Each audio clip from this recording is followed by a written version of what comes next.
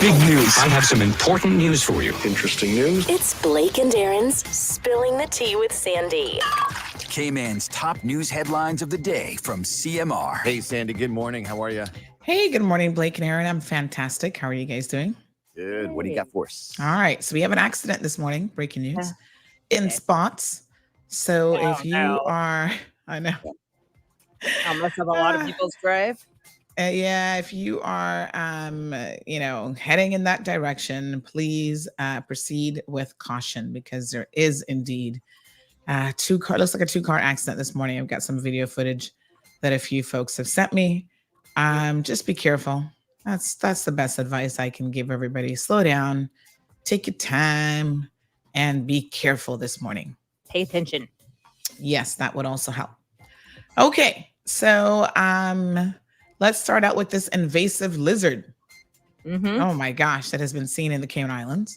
So the Department of Environment said that the invasive reptile, the red-headed rock agama, also called agama, from the family of Agamidae, found in most of sub-Saharan Africa, was actually recorded in the Cayman Islands on Thursday. Is it somebody's pet that got loose or what? I don't know. This is so wild. So it's a small reptile. It is very, very colorful, by the way. And a lot of people are like, oh, it's so pretty. Ugh. It is pretty, but yeah. It is pretty, but yeah, it's invasive. So let's see what damage it's about to do.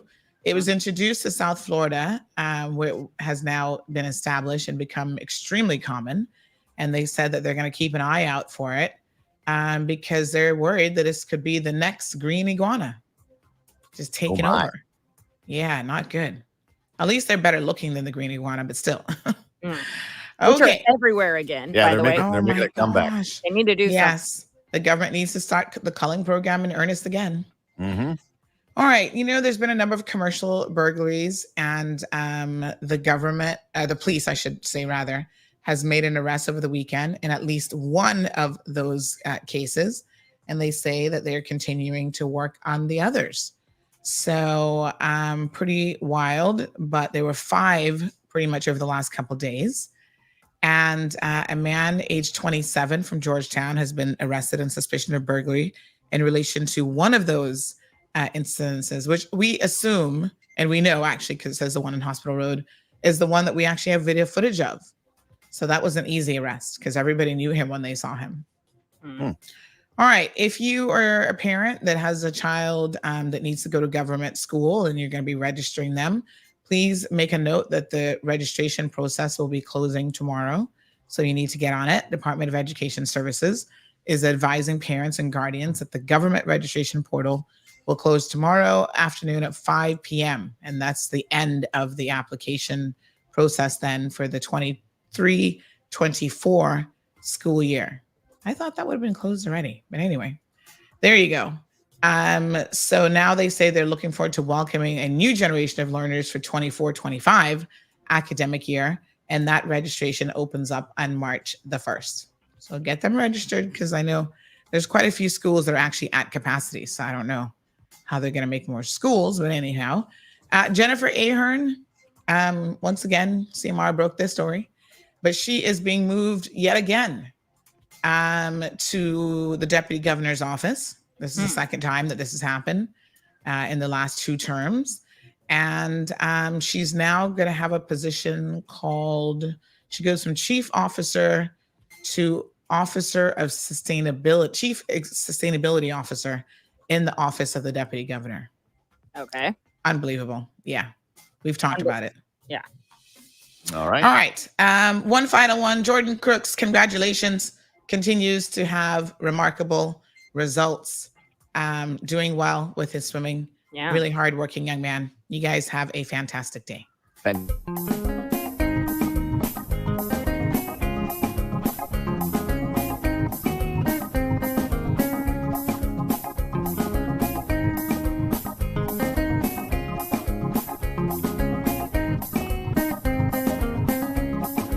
Sandra all the time is here with a cold heart through.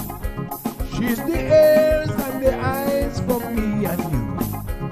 Every day, everyone want to hear from Sandra. And every time on the air she's getting better. Tell your sister, tell your brother, tell your mama, call Sandra in the morning and in the evening. They always calling Sandra. And when they start fighting, they calling Sandra.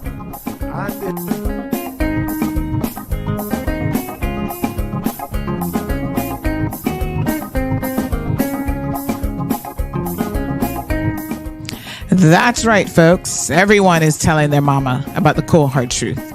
Welcome to another episode with more truth telling, more problem solving, and of course, more tea spilling than ever before. Sit back, students, grab your tea and turn up the volume because class is now in session. Call in at 936-2626 because your voice matters. Share your opinion on issues that matter the most to you.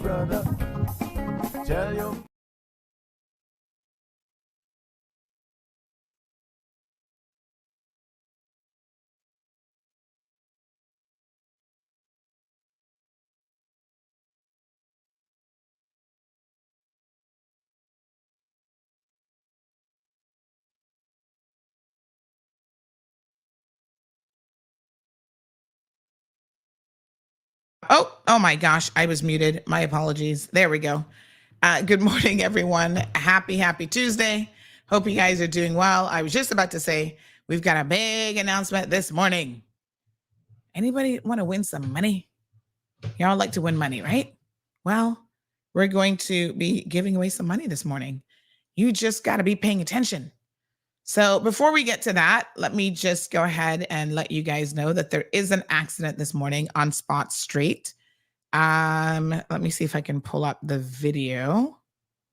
Oh gosh.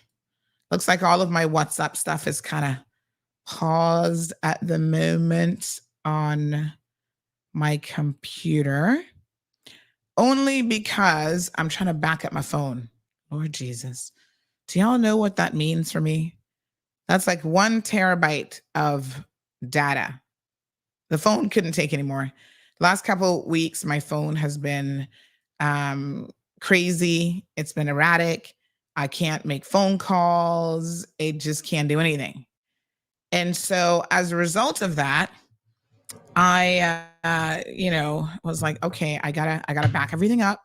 And I'm literally going to have to wipe this phone. And I'm actually in the process of, let me just check and see now. Yeah, the backup is only at 24.8%. It's going to take a while. 9.4% done. So it's going to be an all day process. We're going to just move that screen over to the side. And I can still get the messages on the phone because the phone is plugged in. I got to leave that plugged in, obviously, for backup purposes.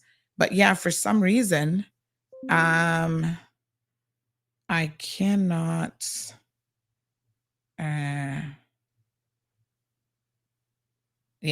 So I cannot actually.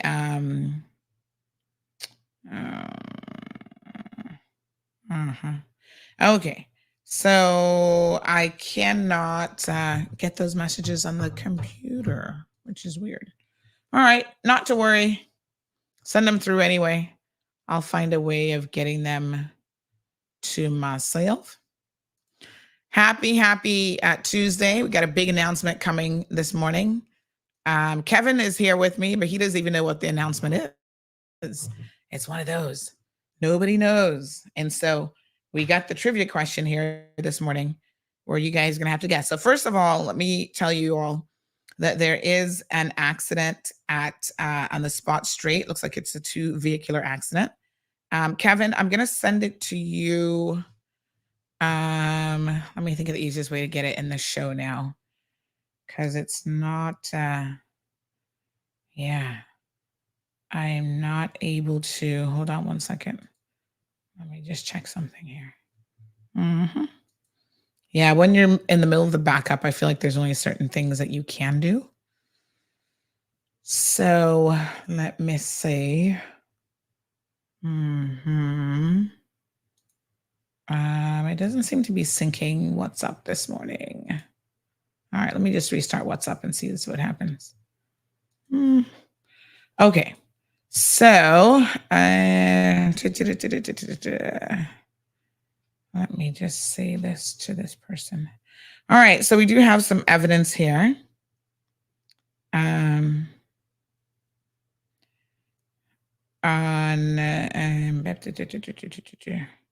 All right, let me see. Oh, I know what I'll do. Okay. Got to work around here. Got to work around. So this morning, if you guys have anything to send to me, but I don't know the time, something. Oh, it looks like it's finally syncing. Okay. All right. Good. Started syncing just now. Yeah, a bit delayed. Okay. All right. So let me just show you guys this video of the accident. No bueno. Y'all need to slow down, honey child. Slow down.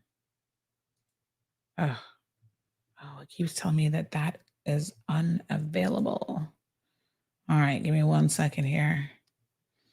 Yes, not only am I out of space on the phone, but the computer is also struggling with 1 terabyte full of stuff as well. So I'm in the process of removing certain documents and so on, moving it to the cloud. All right, here's the accident this morning.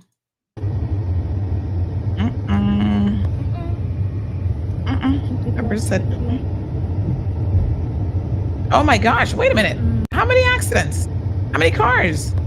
What? 1. And then all the way down there is another one. Wow. Oh my gosh. And is the truck involved or the truck just on the side? Looks like the truck is just on the side. Ooh, honey child. That car took a licking and probably stopped. Wow. What a hot mess that one was. I'm not so sure where y'all be going in such a hurry in the mornings, but I would encourage you to slow down. Like, seriously. Oh my God. What a mess. All right. So there you go.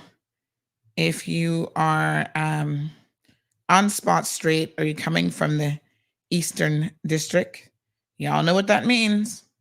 It is going to be slow moving. Go ahead and call in work now and tell them Sandy says we're going to be late, because if you haven't passed out already, you're definitely going to be late to work. Sorry. Hate to be the bearer of bad news, but yes, you're going to be late. Okay. So how's everybody doing? Woo-hoo, honey child. Give me 1 quick second here. You can always tell when my brain is multitasking, right? Only so many things I can do at a time. So we have a big announcement today. And I have decided to do a bit of a trivia question around it today. Yes, honey chill. And so I want you guys to get ready for the trivia question. Save to device. Okay. All right. Okay. So good morning to Miss Vernita. We have Hilda in the house. How are you, darling? Siobhan is here. Olivia. Siobhan says, you be telling people to slow down. Ain't nobody listening. Laughing out loud. I can't make y'all listen, you know. I mean, I can talk all I want. Like my aunt used to say, I can talk till I'm blue in the face. But are you really listening? I used to be listening to her. Are you listening to me? I'm like, what a mess. I'm like, yes, I'm listening. She's like, no, you're not. So you know how it is, folks. You've got 2 ears, most of you, and it does not necessarily mean that you aren't listening. What it means is that you've got 2 ears that can process information. Maybe. Oh, this is hot this morning. Sometimes y'all need to have your hearing checked, because I wonder if some of you might even have a little, need of a hearing aid, because sometimes you just do not even hear anything that's going on. So I don't know. But anywho, yes, we're always telling you to please slow down. It is in your best interest to slow down. But you won't listen. And as Aunt Lottie used to say, if you can't listen, you're surely going to feel. Okay, let me just post this on social media to warn everybody else. Maybe they're not listening to the show, so you want to give them the benefit of having the notification. And I'll just say expect delays. One little incident like this can throw off all of the morning traffic. Good morning, Miss Linda, joining us from Bermuda. She says, Judge Sandy, sounding so much better this morning, but please don't overdo it. Take it easy, honey chow. I know, right? I'm working on it. I do feel that the throat is definitely getting better. Oops. What is this thing doing? Hold on. I have been resting it. And so now it's just, oh, shoot. Y'all know that I don't know how to use this TikTok thing, right? I just posted a video with no caption. Anyway, you guys will figure it out. I'm still trying to learn the ticking and the talking of the TikTok. All right, Miss Linda, thank you so much. Yes, it is getting better. And every morning I can definitely feel the difference. And so we're getting there. Janae, good morning to you. Hope you have a super lovely and productive day as well. Felipe, Juanita Ebanks is in the house. Ingrid is here. Who is ready to win some money? Who wants to win some money? Can I see a show of hands? Miss Juliet, wee. Y'all know the score now. You have to call in. Y'all be in the comment section. Loving to answer in the comment section. Giving away the answers sometimes, because sometimes you are right. But the winner comes from people who are going to pick up el teléfono and call in. So this is a pretty big deal this morning. So we roll in big, honey child. We're gonna have to squeeze the CMR budget, which is very, very tight. We're gonna squeeze out $150. Cold, hard cash. Wow. Y'all heard me? Garcia's like, Rosie's like, I want to win. And I don't mean 150 pesos. I mean $150 KYD. Y'all know how much that is in US? Oh my God. How much is that in US? Kevin, is that about 180 something dollars? What is that in US dollars? Somebody do the conversion real quick. You put 100 KYD? 150 KYD. How much is that? 150 KYDs. Let me do that real quick. 150. Yes. Yeah, that's Walmart money. Instagram, folks, are y'all listening? Y'all can play too. Yes, about 185, 87. Yes, sir. 50 do that 0.8. That's half a trip to Walmart at least. Although, someone who just went to, they were actually in Colorado. They were just traveling. They're like, oh my God, things in the States are expensive now. I'm like, y'all be complaining about poor key man in the grocery store and blah, blah, blah. But trust me, everywhere you go, things are going up. Right, Kevin? Even Walmart. Yeah, I don't even go to Walmart anymore. It makes no sense because between the prices going up as well as the shelves being more or less empty-ish, a lot of things that I kind of want is not there. They got a lot of stuff there, but not necessarily the things that I'm going for. So I don't even like going to Walmart. And it's no longer 24 hours. So the convenience that sometimes I want to go at 1, 2 o'clock in the morning when it's quieter, that's no longer happening. You know, I really thought that they were going to bring that back. But man, 11 o'clock, 10 minutes to quarter to, you get the announcement. Walmart is at 11 or 12 that they close now. 11 o'clock. Yeah, you get that announcement. Last time I was in Miami. Attention shoppers. Walmart will be closing in 15 minutes. Please get all of your, let me do my little megaphone. Hold on. Attention Walmart shoppers, please proceed to the checkout lines. Walmart will be closing in exactly 10 minutes. Again, Walmart shoppers, please exit the store.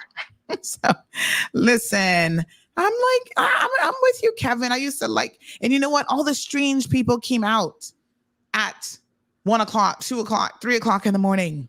Yeah, you got to see the people who were coming from the clubs and stuff, dressed in the most interesting outfits.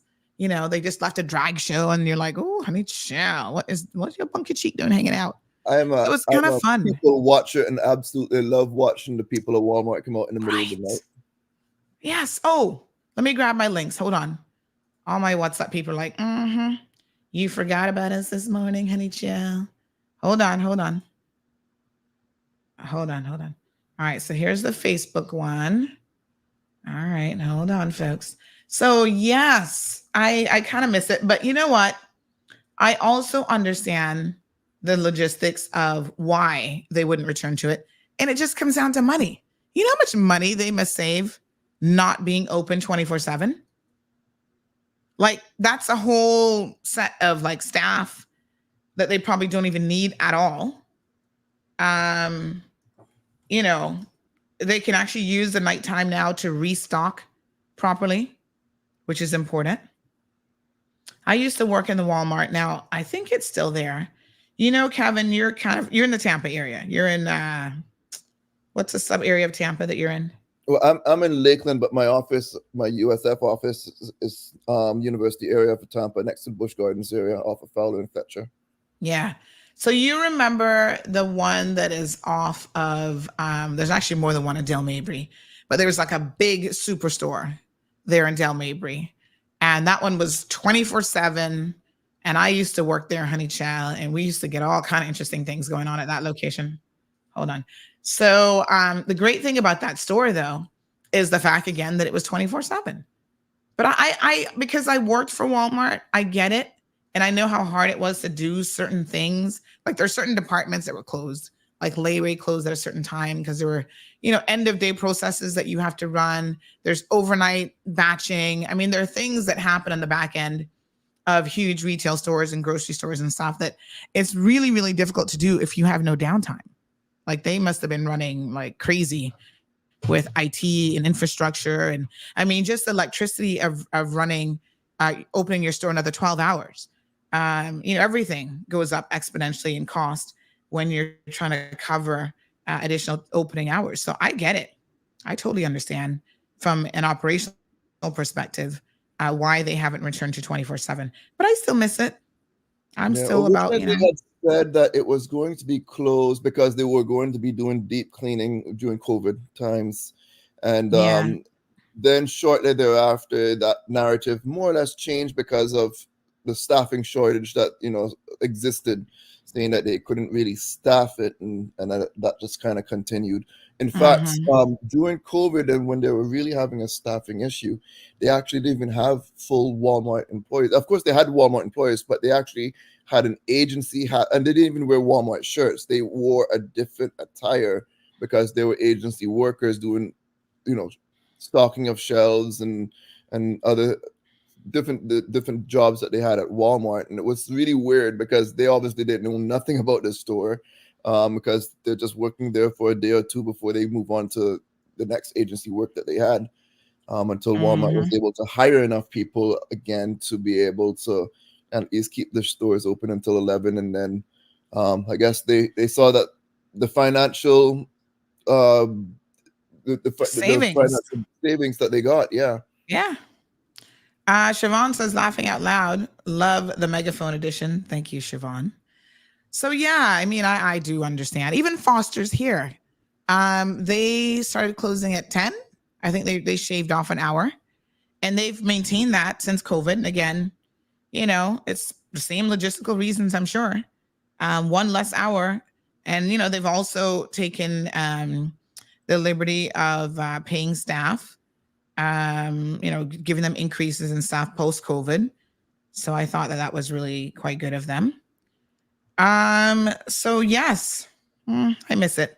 All right. So Gabby says, only shopping I do on Island is Foster's. Clothes and everything else is Amazon.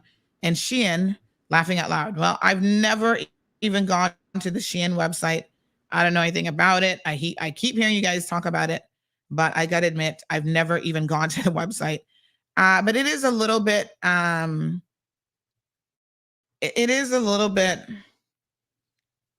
what's the word that I'm looking for? I can't even remember. Anyway, that thought just completely left my poor little brain. Just like that. Anywho, so yes, everybody should have the links this morning. Beautiful. Wonderful. There you go. All right. So we got some big news, like I said. Oh yeah, I don't do Amazon for clothes too much. So it's kind of hard sometimes to gauge clothing unless you have a very traditional body. Like I feel like you could really make some mistakes with clothing. And then you never know, because these Chinese people, it's like when I went to Panama, I was telling somebody, gosh, it's been like 10 years since I did my Panama trip. Long overdue. I'm actually thinking about going again soon. And the clothes there, let me just say that they're like, Marlon is a fairly petite guy, right? He's small-ish. He's tall, but, slim. And normally he wears like a small to medium, depending on what it is. And man, he was like trying to get extra large to fit. I was like, oh, these sizes are so off the chain. So that's always my concern about online shopping. And, a lot of us Caymanians and Caribbean women don't necessarily have like a one type fits all type of body. So we need a little bit extra in different areas. So it's hard to say with clothing exactly how it's going to fit. But I tell you what, Kevin, if you live in the States, Amazon shopping is next level, because now you can do grocery store. They've got a pharmacy. They have clothing. And then I think they even let you try stuff on and then send it back. And returns are so simple. Like there was a time that I used to hate ever returning something. I just wouldn't do it. I just would keep it, give it away if something wasn't right. But that really they make it so easy now. You could drop off the UPS store. You could go to Kohl's and drop things off. There's so many ways to return your items. And there are I love the lockers, the locker boxes. Yep, the locker boxes and stuff. If you don't, Whole Foods. Yeah, even a Publix or Ross, they have locker boxes inside them. Yeah, my gosh. Gas stations, some of them, they have the locker boxes, sometimes inside or outside on the side of it. So there's so many options. And there's times that sometimes you mightn't like it because of, it mightn't meet your standard or whatever. And they said, just keep it and it'll refund you or send you something else. I know they're a customer. I must say, over the years, now I've been an Amazon customer for many, many years. Their customer service is next level. I mean, it's awesome. Now, the only thing that I don't like is a lot of times they use USPS, which isn't always them. Sometimes it's where you're getting the item from. And USPS, that's the United States Postal Service, they're the worst. Anytime I see something is shipped by USPS, you can disregard the date that it claims that it has arrived at the location, because that's always wrong. Because what they do is they update it when it's gotten to like the USPS location closest to where it's finally going to be delivered. And then, that's like days later, the package is arriving at the final destination. I don't know why they do that, because it is so incredibly annoying, but there you go. But yeah, no, I love me an Amazon. Now, yesterday, Marlon sent me something, which I thought maybe he fell and hit his head. But he sent me this article, and I'm going to share it here in the comment section with you guys. And it says, Amazon has an online warehouse section full of low prices and returned items. So these same items that you're talking about, a lot of times there's absolutely nothing wrong with them. And you can now apparently, and I knew nothing about this, so they have a full thing where it's like a warehouse section, and you can go there and pick up stuff even cheaper than you would normally get it. And in that article, I'm going to put it here now in the comment section. It also talks about how you can get Amazon coupons, which I knew nothing about. I was like, Amazon has coupons? Honey, child, I have not been paying attention to how to save money. So apparently when you go to Amazon, there's a whole coupon section that'll save you like lots of legit money. So now I've discovered Amazon coupons and I'm loving it. Like some stuff, $200 off. Here's one that's like $200 off at checkout. It's a laser engraver. I mean, I'm not going to buy that because I don't need it. But literally, oh my gosh, that item is $1,600, mind you. But still, $200 off is $200 off. And so they've got everything from like bedding, housewares, the works. Go check it out, folks. I'm not a promoter for Amazon, but I'm just saying, save yourself some money. Here's one 50% off at checkout. They've got like Christmas t-shirts for women. You know, Christmas is over, so now everything's on sale. And then you actually press the little button that says click the coupon. And when you check out, it applies the coupon. I'm like, whoa, why didn't I know about Amazon coupons? Did you know about Amazon coupons, Kevin? So I knew a little bit about some of the coupons. There's different types. The one you're describing, I don't really know about. But sometimes if you are checking out, and you got to look real careful because you have to look. There's a little icon that you could click on, and then it will automatically apply a discount. And it's very easy to miss. But that's the ones that I do know about that I have recently started to look for. Okay. All right. Well, pay attention.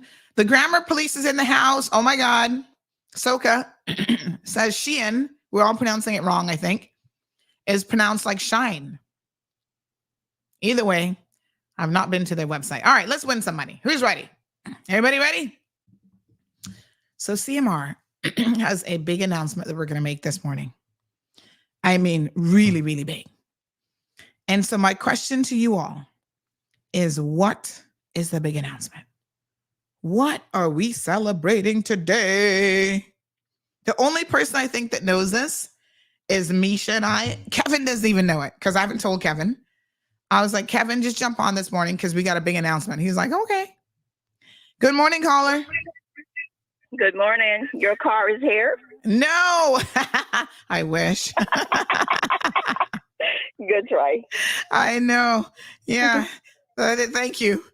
That's not exactly a CMR announcement. That's a yay me announcement.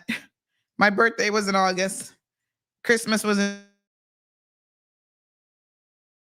That's a pretty good guess. All right. So Shaka Zulu says court. No, we're not going to court. I see somebody else calling. Who's calling me? Oh, yes. Good morning, caller. Hello? Yoo-hoo. Are you there? Hello? Hello? Anybody there? Oh, hold on. Let me see if I need to make some adjustments. Hold on. Let me see if I need to adjust. Oh, there you go. Hello, darling.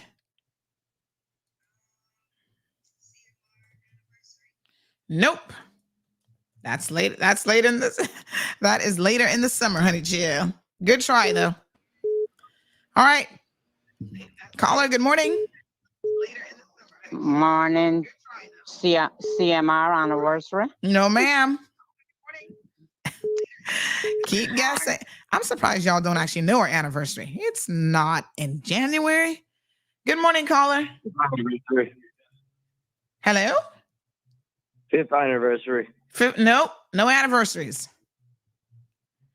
Try again. All right. Good morning, caller. What do you think it is? You reach 1,000K followers on Facebook. How many? Oh, 100,000. Yay! Ding, ding, ding, ding, ding, ding, ding, ding, ding, ding, ding.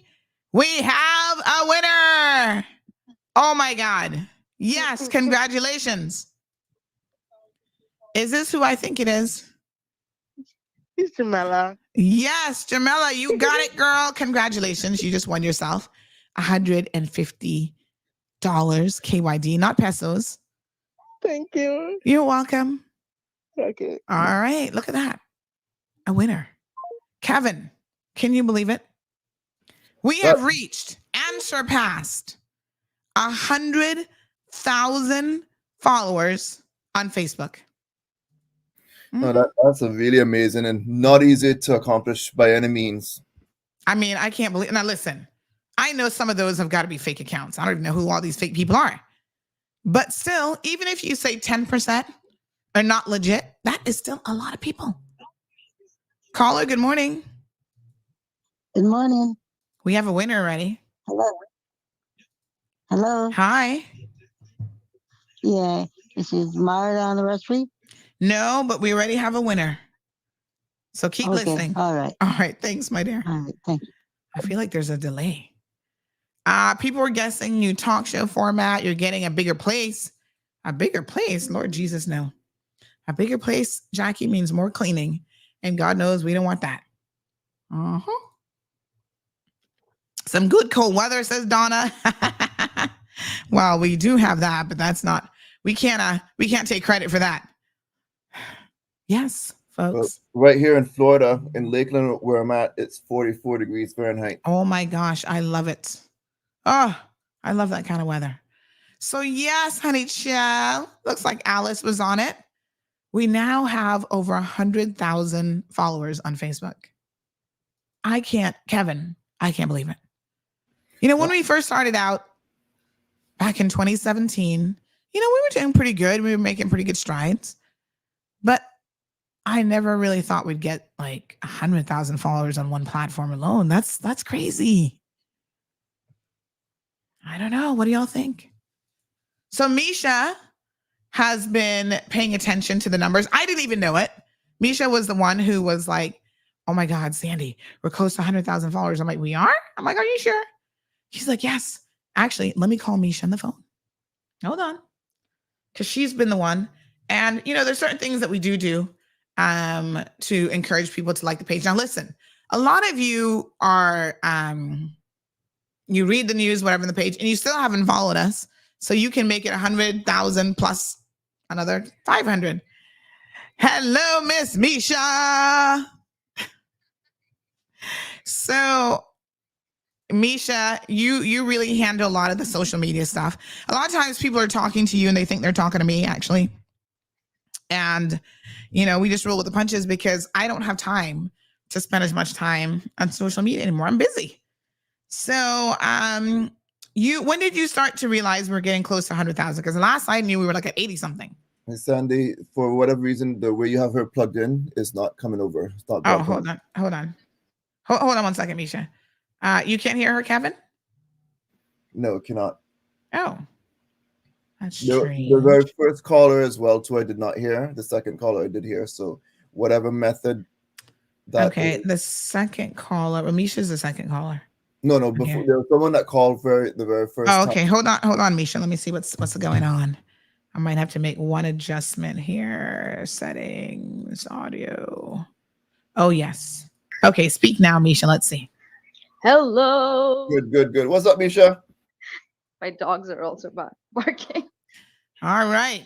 So I was saying, Misha, when did you start noticing that we were getting close to 100,000? So when I took over, which I think when was it? About a couple of months ago? Yeah. In November, I think, just end of October. And then when I took over at that time, it was about 82K, and I was like, okay, we need to do something. We talked about it. Remember, we need to like work on getting our stuff together and postings and everything. So okay. So MetaSuite has been really helpful to just, you know, get things organized in one place. And yeah, so that was my mission. I actually wanted to do it in December, at the end of the year, try to get everything sent out, but it I didn't reach my target. But in January, and I wanted to surprise you. I wasn't sure because I know you're so busy all the time, and even for us to sometimes catch up, it's so hard. I thought I'll just give you a surprise at some point. But I couldn't contain the excitement. I know. Yeah. So you messaged me, I think it was over the weekend, and you were like, oh my gosh, look at the numbers. We're close to, and I think at that point we had 99 or something. Yeah. And you're like, oh my God. No, you first messaged when we had 97. on Oh, right, Sunday, yes. and you were like, "Look," and I was like, "Oh my gosh, really?" I couldn't believe it. Yeah, I was so excited. I even miscalculated. I was like, "Look, we're close to 1 million." I know. When you I said a was million, I like, knew that wasn't right. I'm like, no, we're nowhere near in a million. I know. I was like, "Oh wait, it's not a million. Hold on. It's 97K." But still, that was huge. It's huge, and we're past 100K. It's Wow. 101 now. Wow. Yeah. And it's just gonna, yeah, it will bigger and better this year, Mm-hmm. like always. I love it. I absolutely love it. Me So, too. I mean, that's huge. Like I said, we suspect that some of that would be fake accounts for sure, because we always get some of them trolling in our comment section. Yeah. So I don't know what the average number of fake accounts are per page, but let's say we liberally say it's 10%. That's still a lot of people that for Yeah, whatever exactly. reason are keeping an eye on our Facebook page. Even the scammers keeping an eye is like, whoa. I know. I mean, even if they're fake accounts, they're still people. So and if they're bots, then Can bots create yeah, completely fake accounts and then they're not people? There's still somebody behind a bot, right? right, exactly. So there you Yeah. go. Thank you so much, Misha. Appreciate it. My pleasure. My pleasure. All Have a good right. Have a day. good day. And I got something for you. I'm going to send you a little picture later on. Gigi wants to donate Uh-oh. something from her Oh. office/playroom to Ella. Oh, that's so cute. Thank you. She's making a donation, honey child. She's like, I want Ella to have this. I'm like, okay. Oh, that's sweet. Thank you so much. All right, hon. Have a good All one. right. Have a good show. Bye-bye. All right. So yeah, Kevin, I'm like, wow. I'm a little bit blown away. Thank you guys so much. So Shaka Zulu has a theory Rough Seas says it's probably because of people getting 5 fake accounts because they're always getting banned.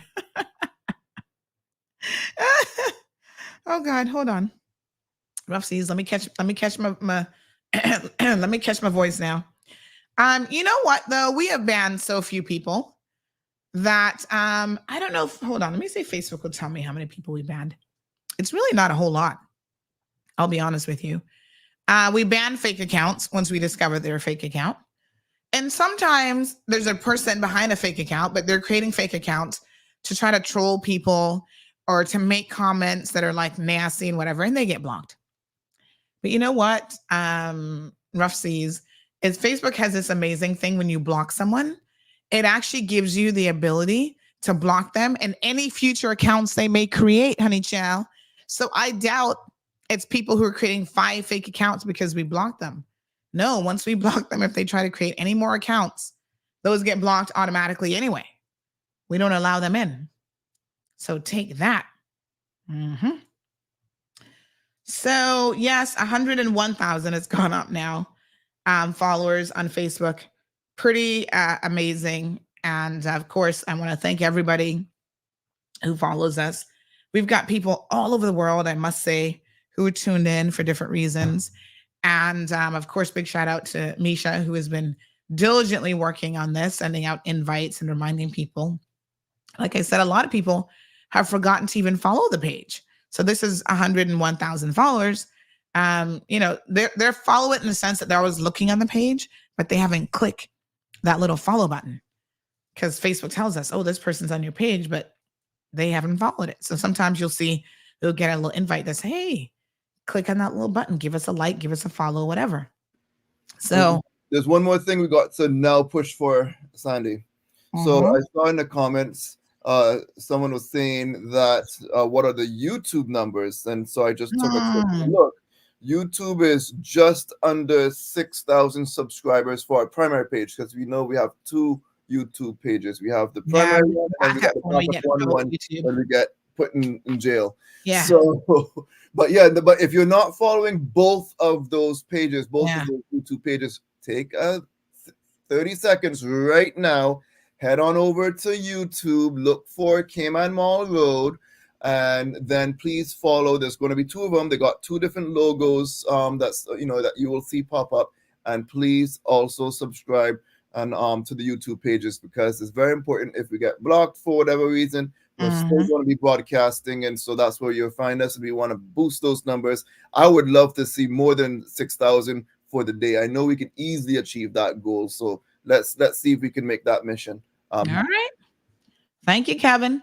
I must admit that I am not big on YouTube personally in terms of like pushing it for people to follow it. So I appreciate you reminding people about that platform as well, because that's also clicking right over there. Yeah, and for me, YouTube is a much easier way to watch on Facebook, because I know you've mentioned it before. Yeah. That if you want to hear it in the background, which a lot of times I'm watching a show, but I'm also multitasking, doing several things one time, I could have that minimized and still hear it. Facebook, if you move away from the screen, that's it, audio's gone. But YouTube, you could again be having it in the background, or if you want to have it on your smart TV and pull it up through the YouTube app, you can watch it on the big screen as opposed to on a phone or a computer or a laptop or a tablet. It's much more portable. So YouTube is very, very friendly. When I'm driving as well too, I just have it on YouTube and still have my GPS on and everything like that.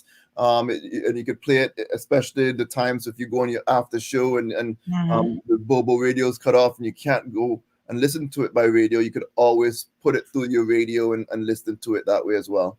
Yeah. No, it's fantastic. Like I said, I appreciate all the love and support. And congratulations to Jamila this morning for winning $150. Shows that she's been paying attention, because I don't even think that most people really look at those numbers on social. But yeah, it's a milestone for sure. So wow. Somebody says, why are you so surprised? They said, Sandy, congrats. And why do you say I don't believe it? You have set the bar high. I thank you for that, but I'm still in a little bit of disbelief. It's pretty cool. All right. Well, onward and upward is what I say. It is definitely a milestone for sure. So what's the next big number that we're going to aim for after 100K? What is it after that? That's a hard one, because Cayman numbers are going to be different than US numbers. Yeah. I was thinking something like 500K, but that might be a ways away. And for our population, I mean, primary audience is Cayman. Of course, we have a following from all over the world. Yes. But I don't know. Should it be like another 100,000, like 200K instead? Double that? Yeah. I mean, that would be awesome. I mean, gosh, that's pretty amazing. Big countries like Jamaica, they have 3 million people. Like the Gleaner. How many does the Gleaner have? Have a quick look and tell me. Let me take a quick look. I'm just looking at some other insights here this morning.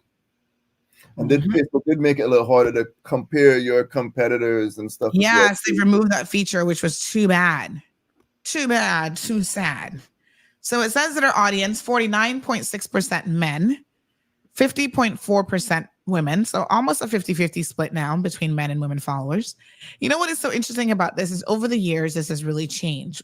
When we first got started, the first couple years, the platform was primarily followed by women. It was like a 60-40 split, like 60% women, 40% men. So it's interesting to see the numbers have pretty much evened out. The age group ranges from 18 all the way up to 65 plus.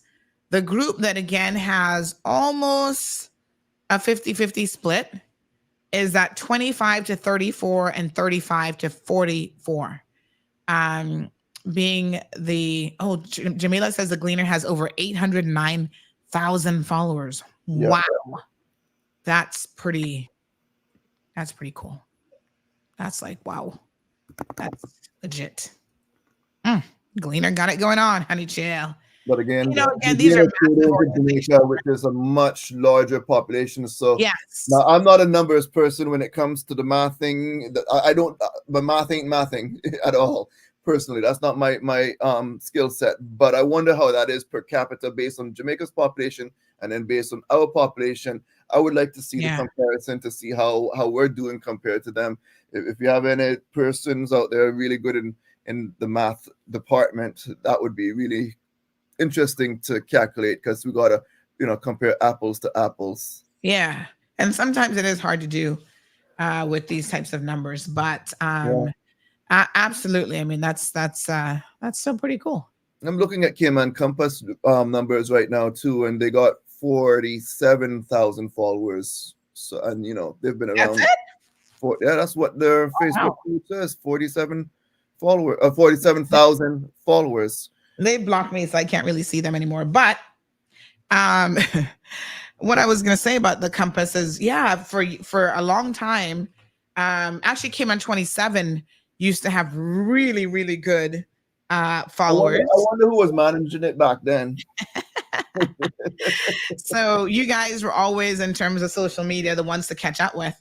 And then I remember that we were getting really, really close. And then at one point, I can't really remember if I think we surpassed the actual numbers, but then, after that, they shut down anyway. So it was like kind of a mute thing. But yeah, wow. That's pretty cool. That is absolutely awesome. Compass, they might want to get out there and do a little bit more. Okay, well, we can't help them. We're here to, do what we can do. Absolutely amazing. Thank you, Miss Beulah. Sonia was betting for the fact that I was having a baby. No, Sonia. No one around here is having a baby. Sorry. That door is closed. Miss Sue says, morning, Sandy. Yes, I'm one of the first people. Been watching you since 2017. Thank you so much. Debbie was asking about the YouTube numbers. Thank you, Miss Sonia. There's two Sonias. There's Sonia Walker and there's Sonia Peck, both saying congratulations and blessed Tuesday. Barbara says, where do you click the follow button? So Kevin, you want to show people how they can follow? Sure. Can you share your screen, or do you want me to? I was looking at something else real quick, but let me. I can do it. Don't Okay, worry. perfect. All right. Let me just pull it up, honey. Child. Hold on one second now. All right. So teach y'all, give y'all a little Facebook lesson this morning. Thank you, Miss Linda. Miss Linda, make sure you're following us now. All right. So this is how it works. Let me see here now. While you pull that up, Sandra, let me just read something. I'm looking back at my old cover letters when I was on the job hunt. When I was working at Cayman 27, and little note I had inside here while working as a journalist at Cayman 27, I managed the website. When I took on the role, the website had 300 unique visitors per day. When I left the position, the website averaged more than 7,000 unique visitors per day. I started the Facebook page, which grew more than 10,000 followers before leaving the position. And additionally, I found ways to reach people, such as creating a smartphone news app, sending out BlackBerry broadcast messages, and using bulk. Oh my God, I love me a BlackBerry message.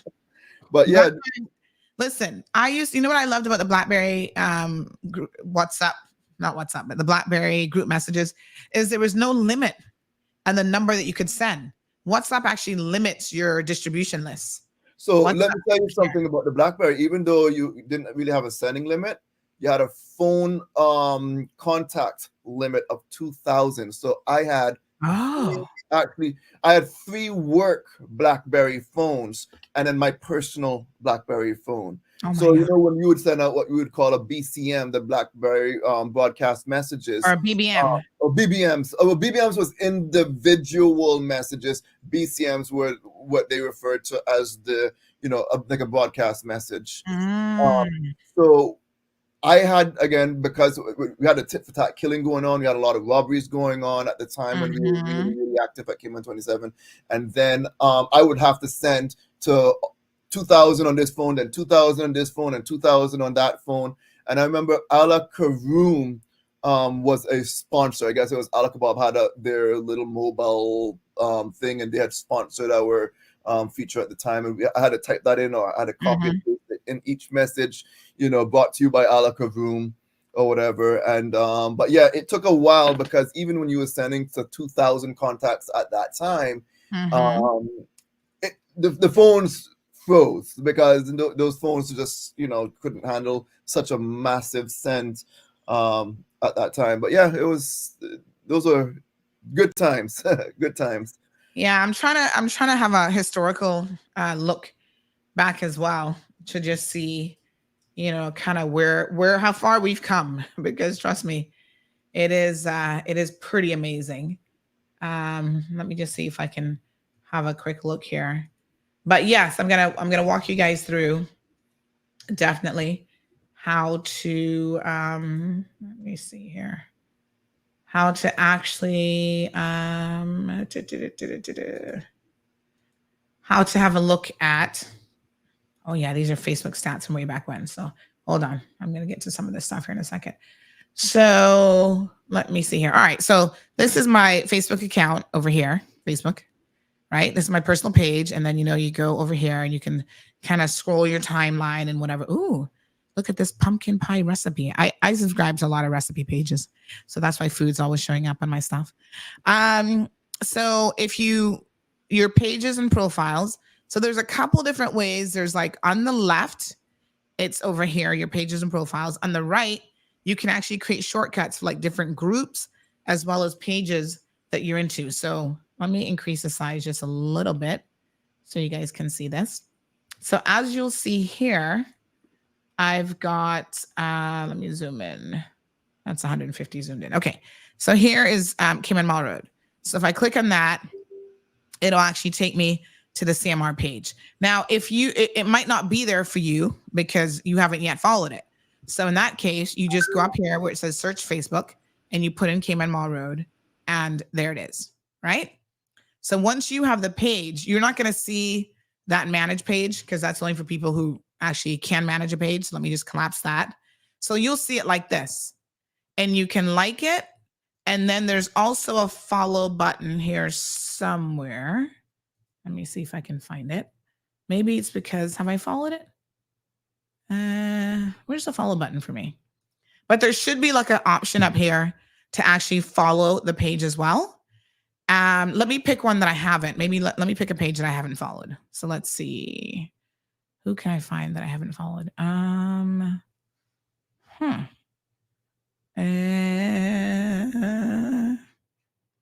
right, maybe this penny hoarder. So you notice that when I came across it in the timeline, I could click follow right here. But if I actually go to the page, where's the follow button? They're always changing stuff up. I have the like as your page. Oh, there it is. So you see that little option right there to follow it, the little plus sign? You can follow it. Good morning, caller. Good morning, Sandra. And I just want to let you know that I missed you. Well, we missed you. What's wrong with Sandra? I hope she's not sick. And I'm thinking, oh yeah, she was getting hoarse. So are you feeling okay now? Well, I'm getting there. Still not 100%. You're not taking them old people's advice like me. But anyhow, glad to have you back. Glad to hear you again. And I just not gonna keep you long because you would not be on the subject. I'm just want to wish my dear friend Rosemary Moxham that they own the Pioneer Bakery in Kimmenbach. Happy birthday. Today is her birthday and nice. we raise up together. Beautiful. Thank you, Sandra. Thank you Glad too. to have you back. Thank you so Try much. not to get sick again. I'll do my best. Thank you so much. All right. So folks, the eastbound traffic on Shamrock Road is now closed due to, again, this vehicular accident that we told you guys about earlier. So as indicated, you definitely have some serious delays in relation to that. So I'm still trying to, oh, right. So you go to the page, you can actually click and follow.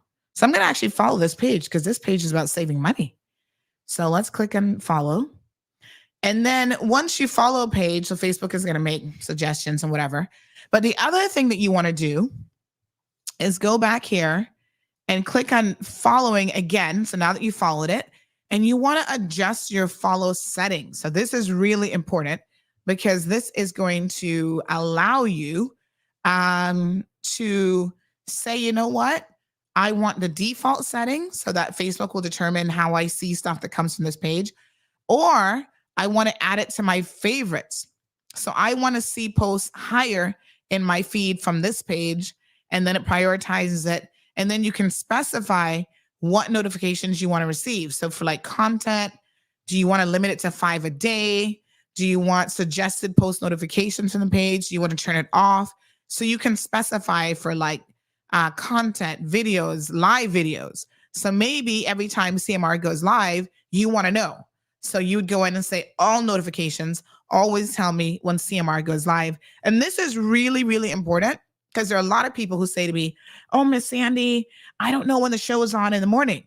And this is exactly how you get Facebook in particular to inform you of when the show goes live. So you go into live, you click on all notifications. I'm going to actually turn it off for this page because I'm sure they probably don't really have a live feed. But anyway, so those are some of the things you want to do. So for your news feed section, select favorites, then go into the notification section and specify for the individual things what you would like to get in terms of notifications. You can turn it off. You can say, show me all, or just the highlighted ones. And then once you're done, click an update, and then that's it. So, yeah. So, oh, this is all about saving money. Oh, this is good. Maximize that costly Samco membership with these tips. Ooh, wow. I'm going to read some of those articles. So that's how you do it. And that's with all pages. CMR, Kim and Mall Road is obviously no exception. Now, I got to warn you, there is a fake page out there. I think it's actually a personal account. I just noticed it the other day. And it's very, very difficult and challenging to get Facebook to remove these fake pages. So if you look for Cayman Mall Road, obviously make sure that it's the correct one. We are a newspaper. Because if you look for it generally, you might get some other fake page. So I'm already following it. But there's another page. Like I said, it might actually be a profile. I don't know if it's a proper page that comes up as like a fake. See, here's this one. Cayman Moral Road, Moral. This is just someone trying to be silly, I guess. I don't know. I don't know what that's all about. They only have 43 followers. It's a personal blog, it says, so you definitely won't be confusing them with anyone. Oh, here's one. Quest on the Mall Road. I wonder who that is. Conservation of Nature in Cayman Brac. Interesting. And then we have a community page as well, which, by the way, follow our community page, because the community page is all about stuff like lost and found. You know, we want to start transitioning when you've lost your wallet, your dogs, your passport, your husband's, whatever. It goes to the community page, and the CMR primary page is really going to be about news and happenings in the community. So that only has 2.4 thousand followers. Let's see if we can't get that to like maybe 10,000 followers. I think that'd be pretty awesome. Yeah. Kevin, any thoughts? Yeah, no, definitely. We're trying to run the numbers. I got someone in the background trying to help out run the numbers to compare us apples to apples to the Gleaner based on population and stuff. So back and forth on that. So stand by. We're working on trying to get the most accurate comparison put together. Oh, that's cool. All right. So Cameron says CMR, Compass blocked CMR. No. Yes, honey child. Jackie says the Compass may have blocked you, but bet they're watching you. Well, you know what's so funny? And I think this is why they blocked me. I'm not really sure. I don't know what executive over there made this decision, but anyway, it might have been Kevin Morales when he was over there, but who knows? I don't want to unfairly blame Kevin Morales, but he was there when I got blocked, because remember Kevin was saying earlier that we could actually compare and look at our competitors. So I was always doing that. I'm going to show you guys one of these here in a second. Let me just download this.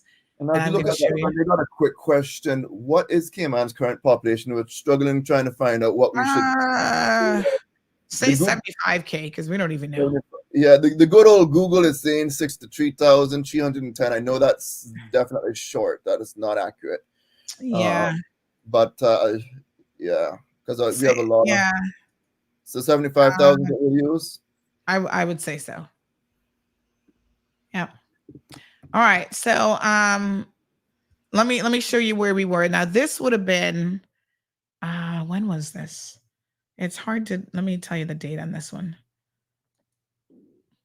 So this was, excuse me. This was oh gosh, I can't remember the date on this, but let me kind of show you guys what we used to be able to do. And because we used to talk about the numbers and look at the numbers, I think the Compass realized that the numbers were no longer favorable to them. Because, you know, sometimes when they show up, I know I've heard people tell me this, clients, government officials in particular, civil servants, you know, the Compass said they have the biggest reach. And I said, oh, really? And I said, well, did they show you any analytics? How did they, other than telling you that, how did they prove that to you? And they're like, well, I don't know. They just said it. And I said, oh, so you believe everything people tell you, huh? So Facebook, this was pretty cool. Facebook actually gave us, until recently, the ability to compare yourself to your competitors. So this was, I don't know exactly when this was, but it would have been a while ago. We only had, and to be clear, Facebook does likes, and they didn't used to do followers. Then they added followers. And I think you can still see on the back end likes and followers, but they're transitioning to where it's just going to be followers only. So we always had more followers than we had page likes, right? But I want to show you guys something really, really important. So here we are. These are all the major news entities in Cayman at the time. So this probably Cayman 27 would have been gone already because they're not on this list. So we were behind the Compass by still probably about 5.3 thousand page likes, right? So this is ranking in order of page likes. So then there was Loop after us, Cayman News Service, Cayman Crosstalk, Radio Cayman. Now notice a couple key things there. Number one, the Compass was actually gaining more traction at the time in terms of their page likes. So they had a growth of 3.8%. We only had a 0.5% growth. And then we were out tracking them in what we were posting, the number of posts, but then look at the engagement. And this is the most important column, because you can have followers, you can have, posts, whatever, but if people aren't engaging with your platform, then who cares? Right? So Kevin, you do some sales and marketing. You've talked about your work at Cayman 27. How important would you say that engagement column is? Well, yeah, the engagement is the absolute most important, because that means people are actually interacting with others on the page and interaction with posts, whether they're liking, they're sharing, they're commenting, they're spitting, whatever it is. In some way, they're interacting and they're seeing the post and they're engaged in it. Liking, anybody could like. You could hire a bunch of bots to just do a bunch of page likes, but then if there's no activity from that profile to any post, that's really a nobody. That's nothing significant. That's not going to help your page in any way. But your engagement numbers is what ranks you on social media, and really the most important thing. So it's one of the most important parts of having a social media page. Yeah, absolutely.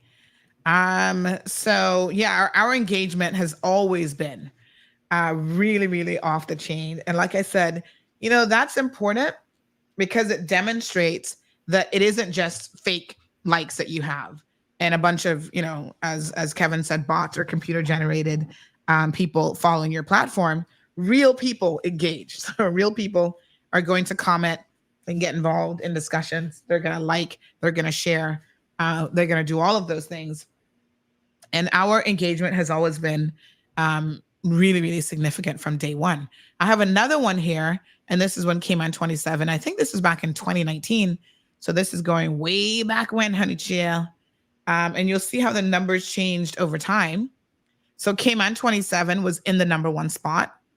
I don't see the Compass on here, and I don't know why they weren't on here yet. But then you had Loop, Cayman Mall Road, Cayman News Service, and Radio Cayman. But at this time, as you can see, Cayman 27 had 16.2 thousand page likes, which was significantly higher than everybody else. And even with that number, Kevin, so that was double again what we had at this particular time. we still had almost 4 times the engagement that Cayman 27 had. Mm-hmm. You know, yeah. Yep. And going back to the Gleaner discussion, I do have the numbers based on Jamaica's population. The Gleaner has about 28.6% of the population that would be following their page. Yeah, you're assuming, of course, there is an Right. assumption in that's the population that's following. Correct, right. And you know, there's a lot of people that's not Jamaicans or living in Jamaica that are following the page. So, you know, if you're comparing that with Cayman's population, we have 134.7% more than our actual population, if we are considering our population at 75,000 people, which, again, that's up for debate. We really don't know exactly how many. So some people are saying up to 80,000. Some people are even saying we might have reached 100,000 in Cayman. But, you know, it would be really nice to get some updated census numbers, which I think it should not be that difficult for us. They have ESO has a number. It's whether or not you believe how accurate that number is. So there's a question of, you know, how accurate it is. Here's another one. And this one shows both the Compass and Cayman 27. So again, at this time, the Cayman 27 was edging out the Compass slightly with page likes. And then we were in 3rd place. And then you had Loop, CNS, Radio Cayman, Cayman Crosstalk. Again, despite that, look at the engagement. You know, it was pretty crazy. And you guys used to post a lot, as you can see, pretty much neck and neck. We had 90 for that week. We had 99 posts. You guys had 86. So you guys were also posting a considerable amount of content, but we had 189K an engagement and you guys had 21.5K. If you do the percentage markup on that, do a percentage markup calculator, Kevin, and tell me what that works out to be. That's probably about 200, 300% difference in engagement. So, yeah. So I'm thankful. You know, CMR has always been considered a little bit controversial. We get it.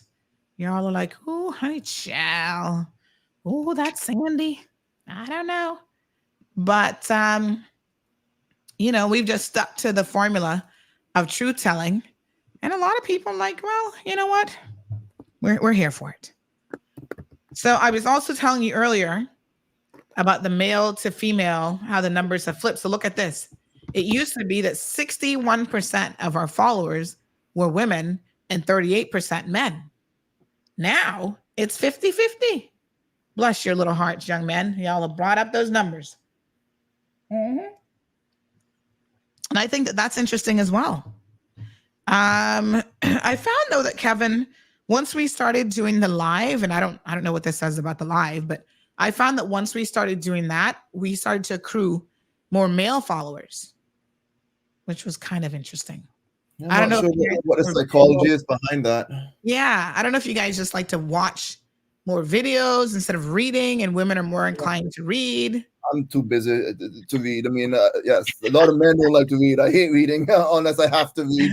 I read too much at work as it is. Yeah, I kind of thought for myself that maybe that was the tipping point. Could be. The more live that we start to do, the more men came on board. But you saw, you know, people used to say, oh, women are the ones that love gossip. Oh, no, us men, we love our gossip too. Or listen, you see the men in here. They're all about the sus. Oh, yeah. Trust and believe, Cameron. all about the sus. Perla has a question for you, Kevin. She says, are you getting younger? I don't see any aging as yet. Looking good. Thank you. I don't believe I'm getting any younger. I surely don't feel it. Oh my gosh, right? Anyway, some good numbers there. Again, thank all of you for supporting the platform, whether you just watch the shows or you're active on social media. Appreciate every single bit of it. Now, I do want to talk about a caller yesterday. Not a caller. We were trying to call him. He wouldn't answer the phone. But he was on my WhatsApp messaging me. Now, normally people know that during the show, keep your WhatsApp messages to me on point because I'm trying to quickly, I've got like 5 things going on at any given time. I've had people watch me do a show before and they're like, oh my God, Sandy, I don't know how you keep all these balls in the air, because you have to think and talk and you might be doing stuff on the board. You're answering phone calls. I have 3 WhatsApp phones that I'm monitoring, at least 2 of them, because one is work unrelated to this, but I'm monitoring those, seeing what comments are coming in. So sometimes you'll notice that I'm a little bit delayed on the 926 number, reading those specific messages, because, I know people are on my number messaging me, reading your comments. Like, there's a lot that's actually going on. So when people start messaging me during the show, I am trying to just glance at messages that are relevant to the conversation. That's why the worst thing that you can do is when you start saying, you send me a message and say, oh, don't read this on air. By then, it's probably already too late. And you guys have seen this happen, right? Where I've read a comment and I was like, oops, the person didn't want that read on air. Oh my gosh. Well, you put that at the top of the message in bold, flashing letters. This is a private, don't read this on air, because automatically I'm thinking you're just sending through a regular comment, right? So yesterday when this guy, Nick, started conversing with me, and, we had Gina on the call, that was an impromptu call. By the way, I really appreciate Gina Petrie from the Department of Environment coming on, educating all of us. And then he's in here getting all in his feelings and getting upset. And, he has come at me before. And so I do want to address Nick, because I, feel like there's something a bit off with him. Like, I don't know this Nick. I think his name is Nick Foster.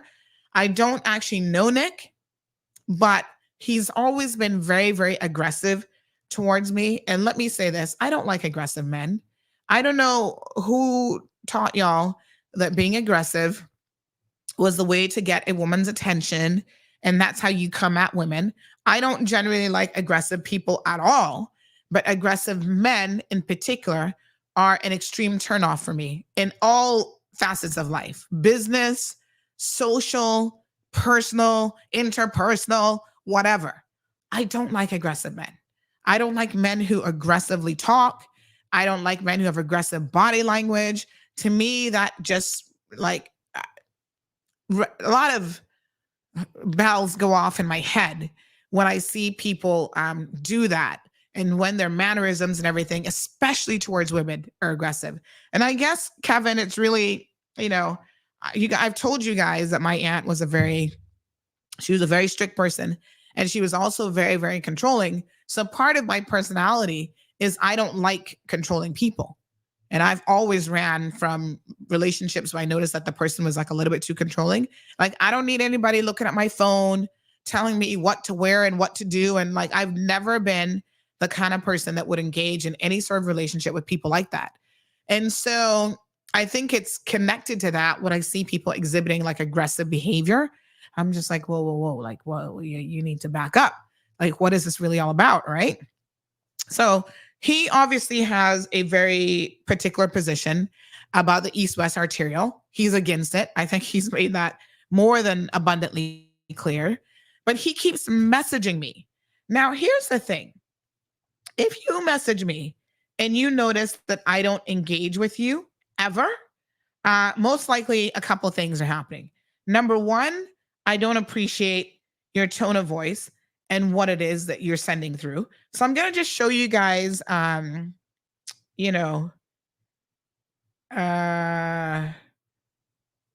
of the conversations with Nick, because he's been messaging me since 2022, and he's always sending me stuff. So the first time he communicated with me on WhatsApp, he sent some videos about some stuff, and it was somebody, I think it was somebody dumping or something. I can't remember. So he's like, I was told to send this to you, yada, yada, yada. I said, okay, no problem. And then I said, thanks. Then in February of 2023, he starts messaging me, and this is what he says to me. And I want to share this with you guys to demonstrate the kind of things that have really put me off about this individual, right? So he says, good morning, Sandy.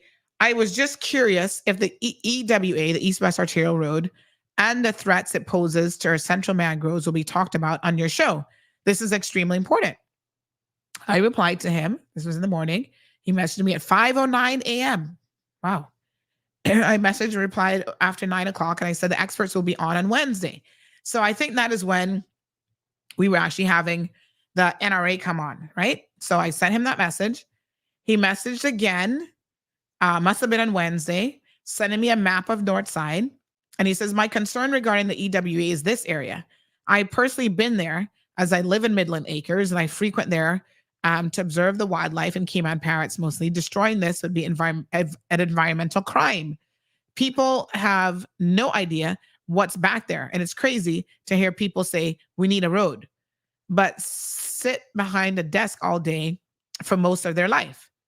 Okay.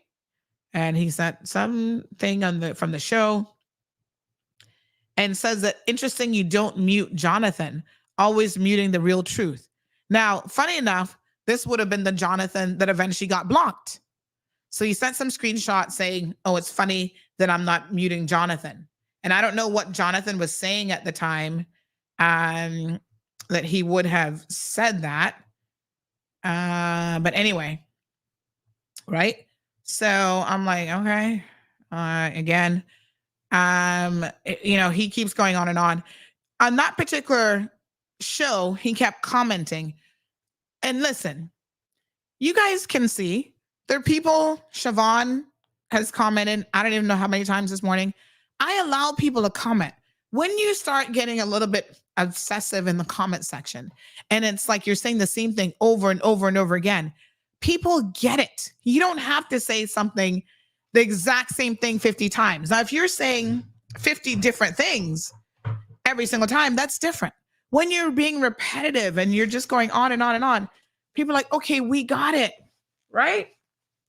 So I think what had happened that day is he was muted, which basically puts you in timeout because you keep saying it's almost like an anti-troll kind of feature, right? So I replied to him and I said, I'm pretty sure you've had your say this morning. You're probably in the top 3 commenters. You're on the live to listen or learn or just oppose. That's what I said to him. I said, are you in the live to listen or learn or just oppose? You can't expect to monopolize the conversation when you're already commented like 25 times. I believe your position is clear to everyone. Then he goes on to say, I don't think you understand that there's no mitigation for this type of damage. I don't believe I commented 25 times. Okay. It seems, sorry. It seems that you need to learn some things about Cayman wetlands and why it matters more than other convenience and growth. It is the heart of the island. It's interesting how selective you are with what you want to expose and what sciences you want to follow. I said, all right, cool. He's entitled to his opinion. But then he keeps coming. So then in March, he says, he starts talking about the tarpon. And this, it's like he just keeps going on and on and on. So it's like, listen, dude, you're entitled to your opinion. Just because I don't share your opinion, then he starts on what kind of news outlet are you? Because I don't share your opinion doesn't mean that you have to get aggressive with me. It doesn't mean that you have to get up in your feelings. It doesn't mean that you have to call me a liar and you have to go on and on about, it's just becoming a little bit too much. And I called him. I'm like, okay, let's have a conversation about this because obviously something's going on with you. You're really in your feelings. Let's have a conversation. And of course, he's the type of person who doesn't want to have a conversation, doesn't want to answer the phone. I call these people the little keyboard warriors. They're happy to sit there and type and harass people with messages and typing. But when it comes to having a real conversation, they're simply not going to do it. Any thoughts, Kevin? Yeah, no, it shocks me, and it shouldn't anymore, that there are some people that are just so ignorant and just cannot actually have a healthy debate and then know when to just, okay, we just have to agree to disagree and just leave it at that. It's just one of those things that is very, it gets to be very annoying. It gets under your skin, and it's just people need to understand it's we're not always going to agree, but there's a time you just gotta leave it at that. Yeah, I'm gonna grab some tissue, Kevin. Keep talking. I'll be right back. Oh, no problem. But while Sandra is grabbing some tissue, I want to say completely different topic now, and it's going to be a lot more cheerful of a topic. But I want to say a very happy birthday to my mother, Janet Watler.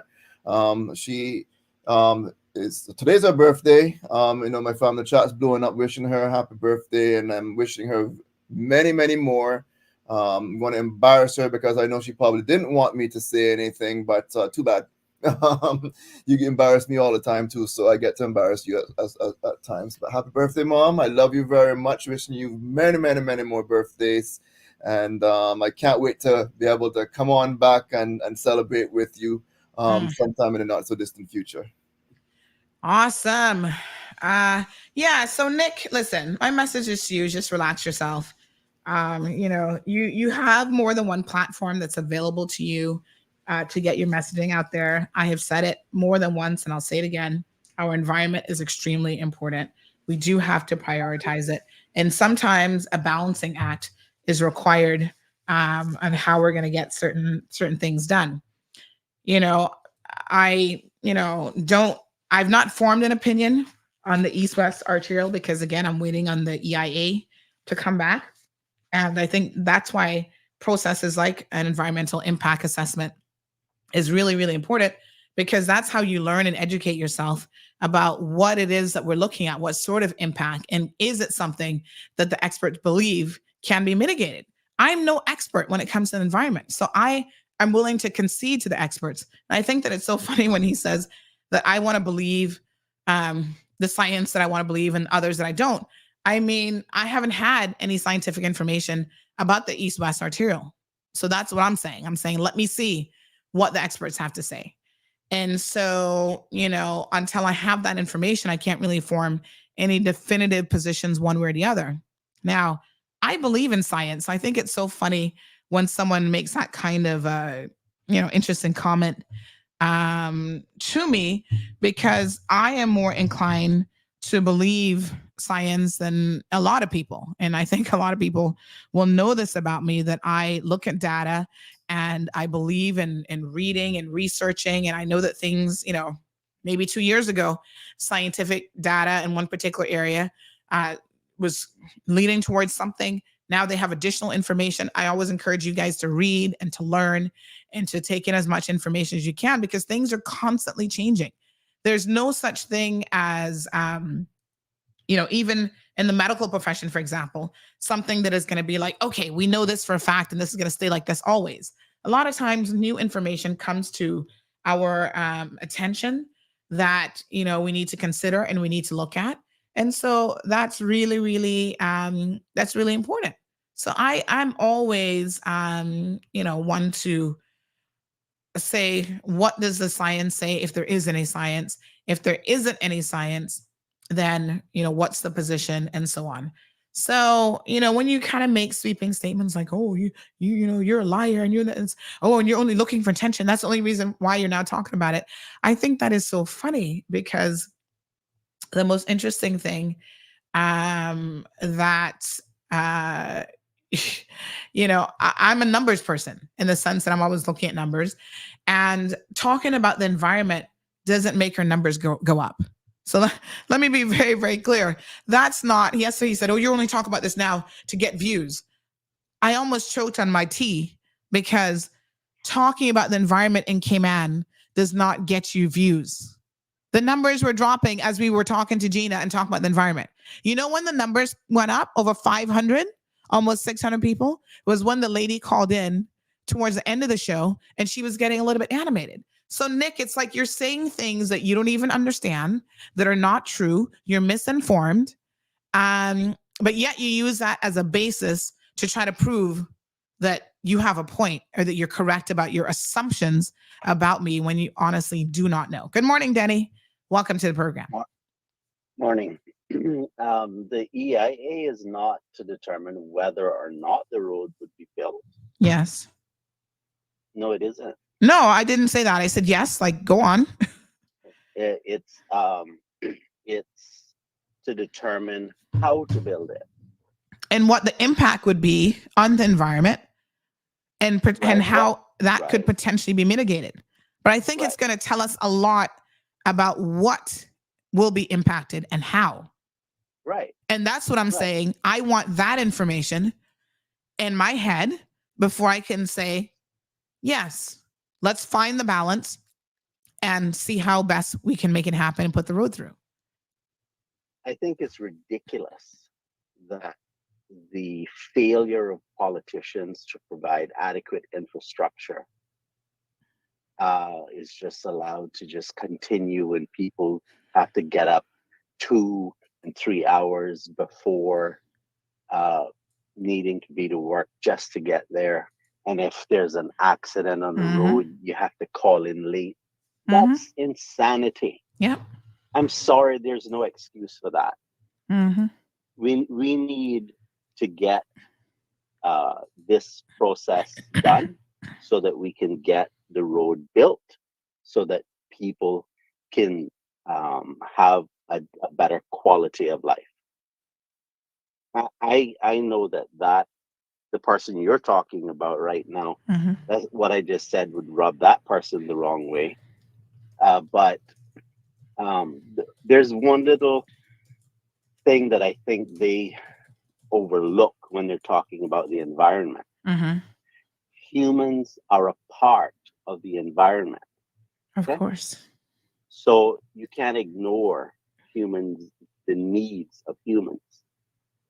So whoever that is saying what he's saying, or her, whoever it is being ridiculous.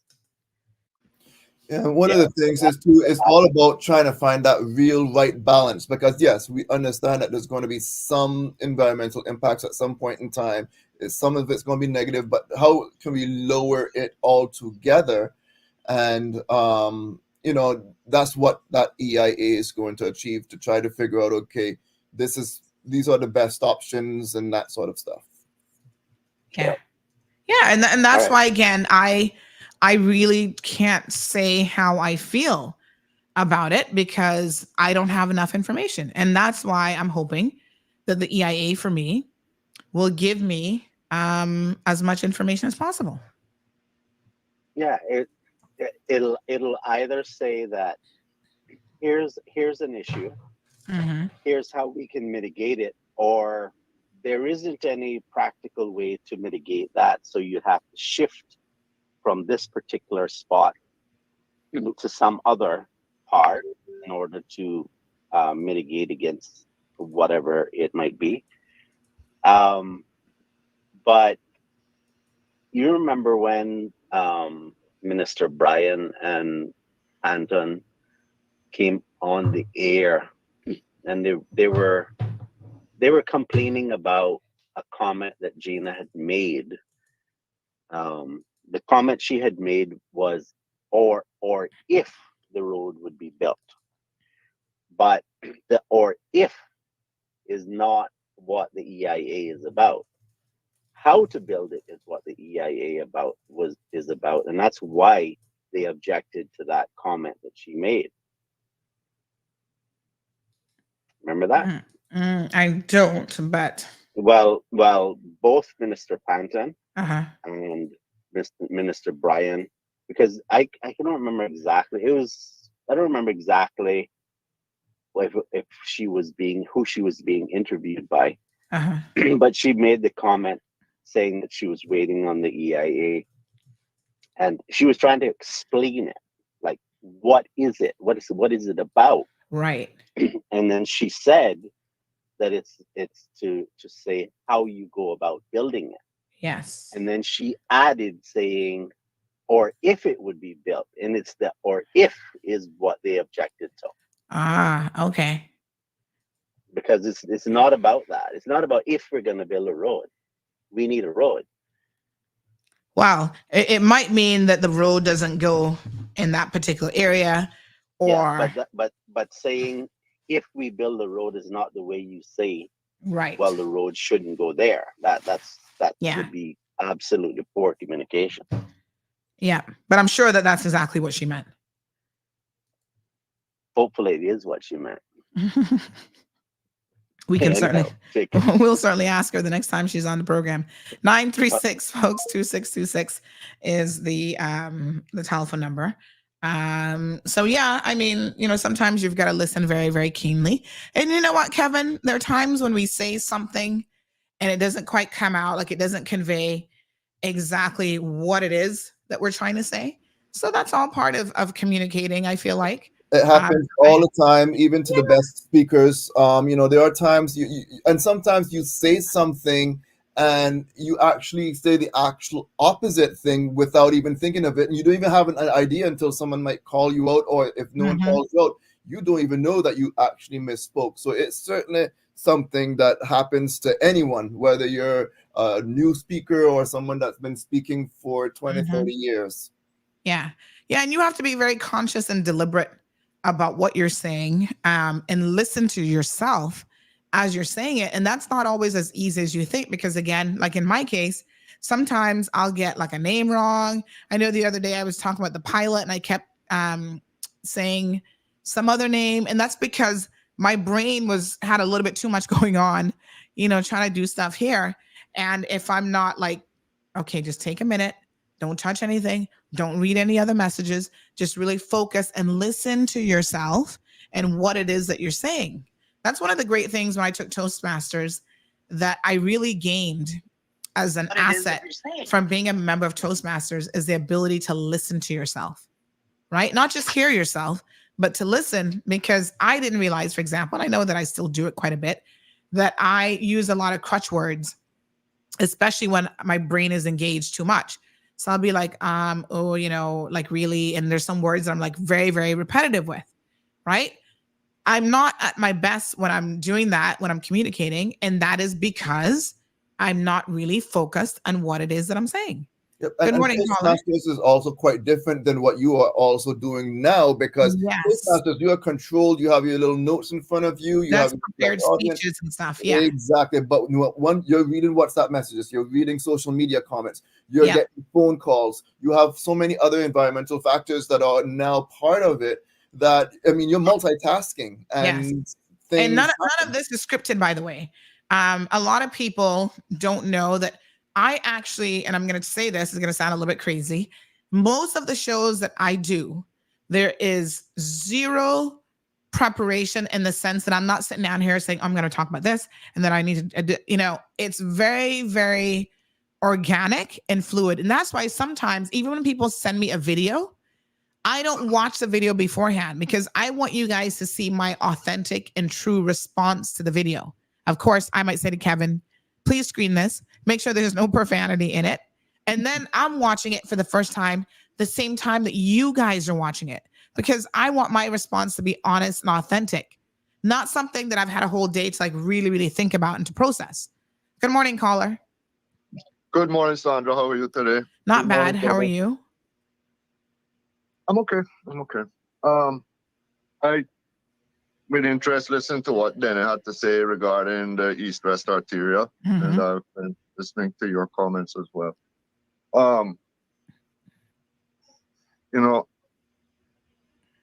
Denny's comment as it pertains to, but when he said, that people need to understand that we are part of the environment. It goes both ways. A lot of times when people are not conscious or caring about the environment, they seem to forget that we humans are part of it.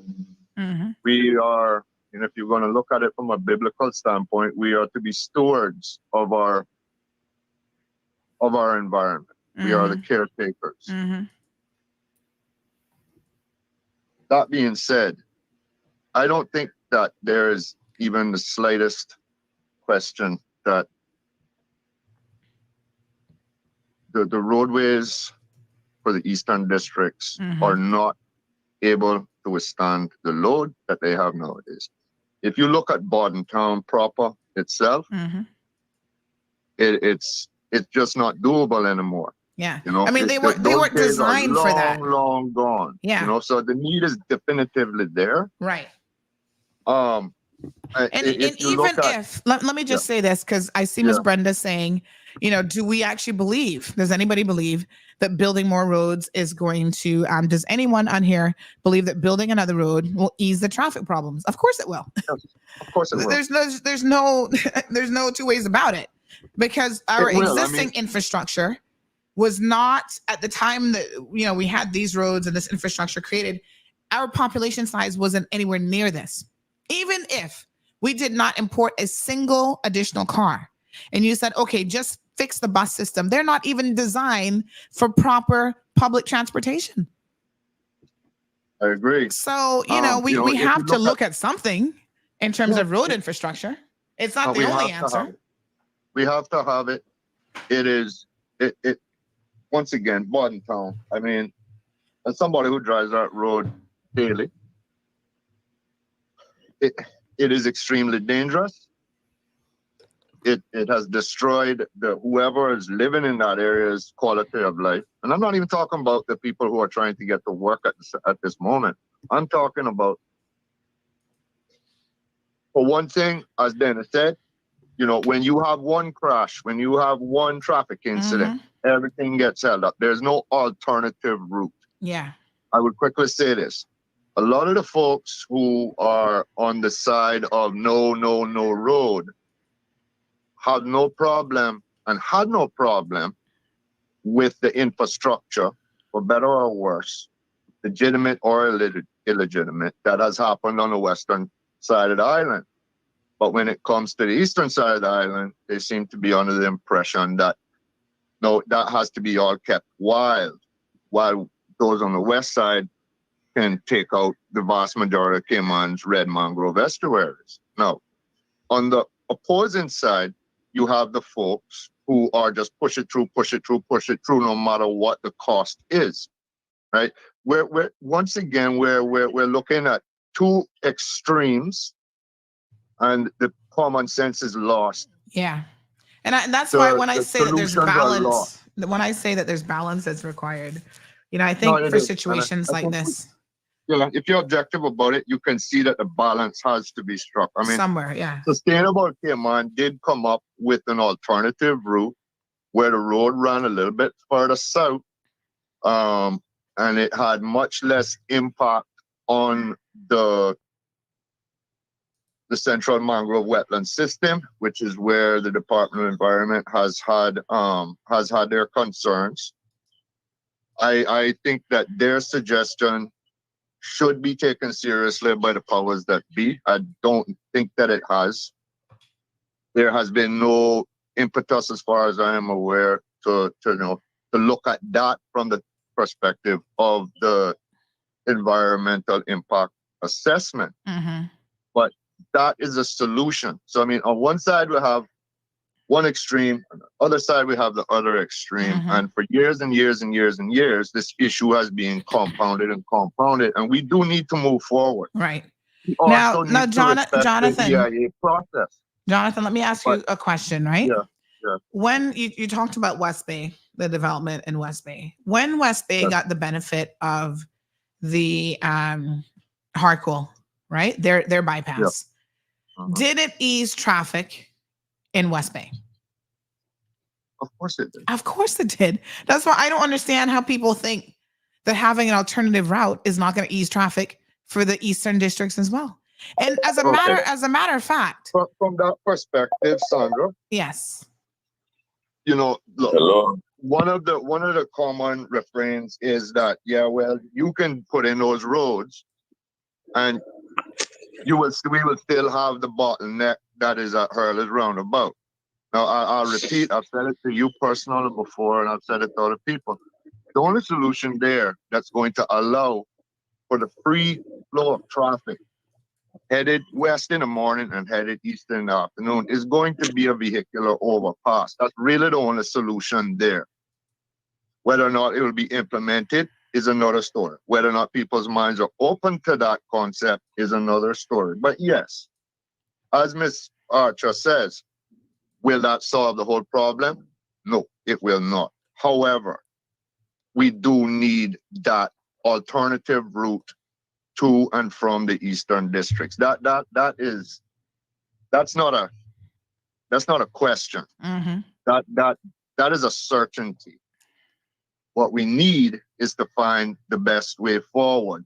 But we're not going to find the best way forward if we have one extreme beating up another extreme, and common sense is lost in the middle. I'd suggest to you, Sandra, take a look at what Sustainable came up with as a option where they is that the one where scenario. they said put it going through closer to Pedro, that route?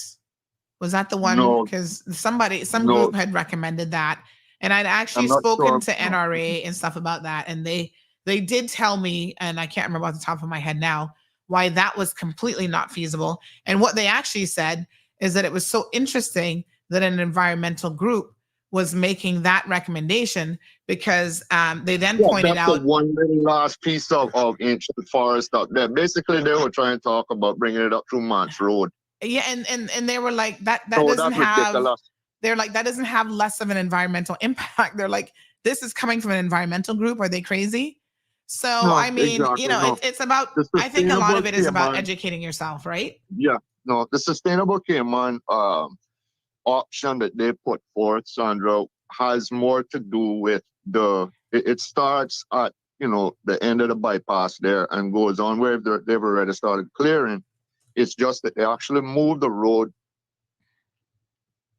Frank Sound area, further south where it was where it would be less of an impact on the central mangrove wetland system and also the southern extremity of what we would call the mastic grounds, right? That is a good compromise, I guess would be a word to describe it. That it could be, and I hope that the powers that be will actually look at that. However, if they look at that and then they take another half a decade to do an EIA on that, wow, then we're back into a big bag of problems. Yeah, it needs to be done. And we can assume that any project like this is going to be a whole generation of us waiting for a solution. But thank you, Jonathan. We do have another caller on the line as well. Thank you so much. All right, caller. Good morning. Oh, did they hang up? Oh gosh. Sandy, one of the way to fix the road traffic issues in Cayman, there's not one fix all. It's very clear. It's all of these things. A road is not going to just completely fix it. Yes, it will certainly reduce the traffic. But what I don't hear, the conversation does not go in a direction what I feel it really needs to go in, where we need a master plan on how we're going to fully address Cayman Road problems, which means we need to start having the conversation about really encouraging, and everybody actually not just encouraging, but businesses doing some sort of hybrid working for staff that don't need to be going to town and stuff all the time. They need to decentralize a lot of the government offices and have. One second. The problem is. 1 second, Kevin. Yes, sir. Good morning, ma'am. Morning. The problem is not other town, ma'am. It's in town. Cayman only designed for a certain amount of cars. The people need to realize that they're not realizing it. The problem is in town, not out of town. Yep. And exactly what the caller said. Much road they build, they're not gonna make no difference. Well, it'll make a difference, but I think, as Kevin says, there's more than one thing that needs to be discussed this morning as well. The problem is they need to get some of the cars on the road. Too much cars on the road came on and made for that. There's more than one solution. They have to realize that the problem is when you come in Crew Road and in town, that way the traffic backs up. Yeah. Cayman is way too how big is Cayman? Cayman is not Miami or New York or Canada and them places there. No. That way they're making a mistake. They're trying to turn a small place into a big place. It can't happen. Cayman are made for that, as you can see. Only a person that don't got no sense don't realize that. No, for sure. There's more than one. Like most problems in life, there's not a single solution that is going to adequately address the problem. Yeah. All right, caller. Thank you. We do have another the call. only solution. Hello. Yes, sir. The only solution is that you take some of the cars off the road. Too much cars on the road. That is the whole point. All right. Thank Thank you, you, caller. ma'am. We appreciate it. So we do have a What's Up caller, and then we're going to go back to the straight line. We've got another caller there as well. Good morning. What's up, caller? Hello. Yes, sir. Good morning. Morning, Sandra. How you doing? Oh, that person hung up. They keep hanging up. Morning. How are you? Not too bad, my dear. Listen, just real quick, quick question for you. Mm-hmm. If you buy a 16-ounce bottle of wine, Mm-hmm. and you all have the standard neck size, the hole that you pour the wine out of, and you buy a 24-ounce bottle of wine with the same bottleneck. Mm-hmm. Do you think you're going to get more wine out of that bottle, or get it to come out at the same rate, or quicker than you would the smaller bottle of wine? The top of the bottle is still the same. Both ends of the bottle are the same. Mm-hmm. Just one holds more wine than the other. Okay. No, I mean it's gonna still. Exactly right. It'll still come out at the same flowing rate. Mm-hmm. More will come out, but it'll come out at the same flowing rate. Yeah. Well, that's the same, and I pose it like that because that's the same problem we're going to have. Everybody keeps talking about this east-west road, which I do believe needs to happen, and I do believe it will happen. Mm-hmm. Question is, what will be my grandkids? One second, call. We just got another call on the other line. Hello. So the Morning, sir. Hi, morning. Hello. Yes, hi. Morning. It don't matter what he's saying. The solution is too much cars are. Let's be respectful now. So you don't have to agree with what he says or not, but you can't say it doesn't matter what he says. Let me actually just finish my thought. I really don't care whether you agree or disagree because I think that's what this whole platform is about. Is to put out your opinion. Sir. So the fact that please let me finish my one second, and then you can say what you want to say. Yeah, just 1 second. My point simply is that if you any reasons, sir, how big is game man? How big is game man? All right, hold on. Let me just disconnect. Eddie, take a breath. Yeah. I've just disconnected him. I don't know if he can't hear you properly why he's jumping. He just doesn't want to. Or why he's jumping in. So but I'm going to moderate that situation. We'll call him when you're done. The fact of the matter is my tolerance level on the ignorance is non-existent these days. So my apologies for the outburst, but seriously, the point of the matter is that you have to have a solution for the Grand Harbor bottleneck. This road will not work in terms of what people think it will do if it is not fixed. And I do not know what the NRA solution for that is. Well, they said they've got solutions coming for Grand Harbor. I mean, look at the amazing stuff that they've done with beyond Grand Harbor. I don't know that they have a solution. I think that they have a band-aid so far, right? Let me tell you, they've worked some miracles on trying to make something happen. It's basically what we're doing with the NRA is tying both hands behind their backs and asking them to swim across the Atlantic. If I'm going to use an analogy, so please don't take this as being as an indictment on the NRA. Yeah. NRA can only perform so much given the resources and budgets that they're given. But the reality is, again, and the point that I want to reiterate is that even if we do this east-west road, which we need to do, it will not work in its intent as intended or as people think it's going to work unless there is a solution for the bottleneck. And now I don't mean a band-aid solution, I mean a proper one where you're not, taking over additional lanes. And therein lies the problem. So when people get their road, the government runs the risk of still having uproar on their hands because all of a sudden now, we don't have a 20-mile line of traffic. We now have a 10-mile line of traffic, but we got 2 lanes of 10 miles of traffic. Still the same problem. All right. And so once we get that past, we can go through there. And that gentleman wants to disagree with me. That's fine. That's what we're all about. Yes. I can't, Anyway, have a great day. Appreciate it. Like I said, folks, it's really a question of how you disagree. Nobody has an issue with, everybody, like, has an opinion. And so we're all entitled to our opinions. The opinions are opinions. They're not facts.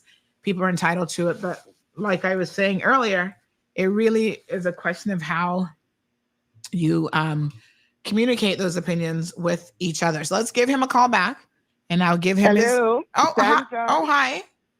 Oh gosh, sorry. I don't know if that was deliberate, that I was put on the back burner. No, actually, I didn't even know you were there.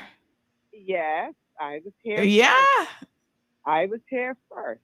Well, actually, that other caller has been trying to call for 10 minutes, but go ahead.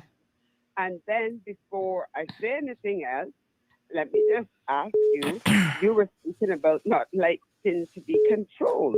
What made you think that I do? To chuck me up, put me on the back of the burner, and just turn the fire up on me and leave me there? What? Oh, that's what it felt like. Oh, anyway, well. and just to say, I am not in the room with either of the previous callers. However, they did touch on a couple of things that I intend to say, and it's already my thoughts, so I'm going to say it.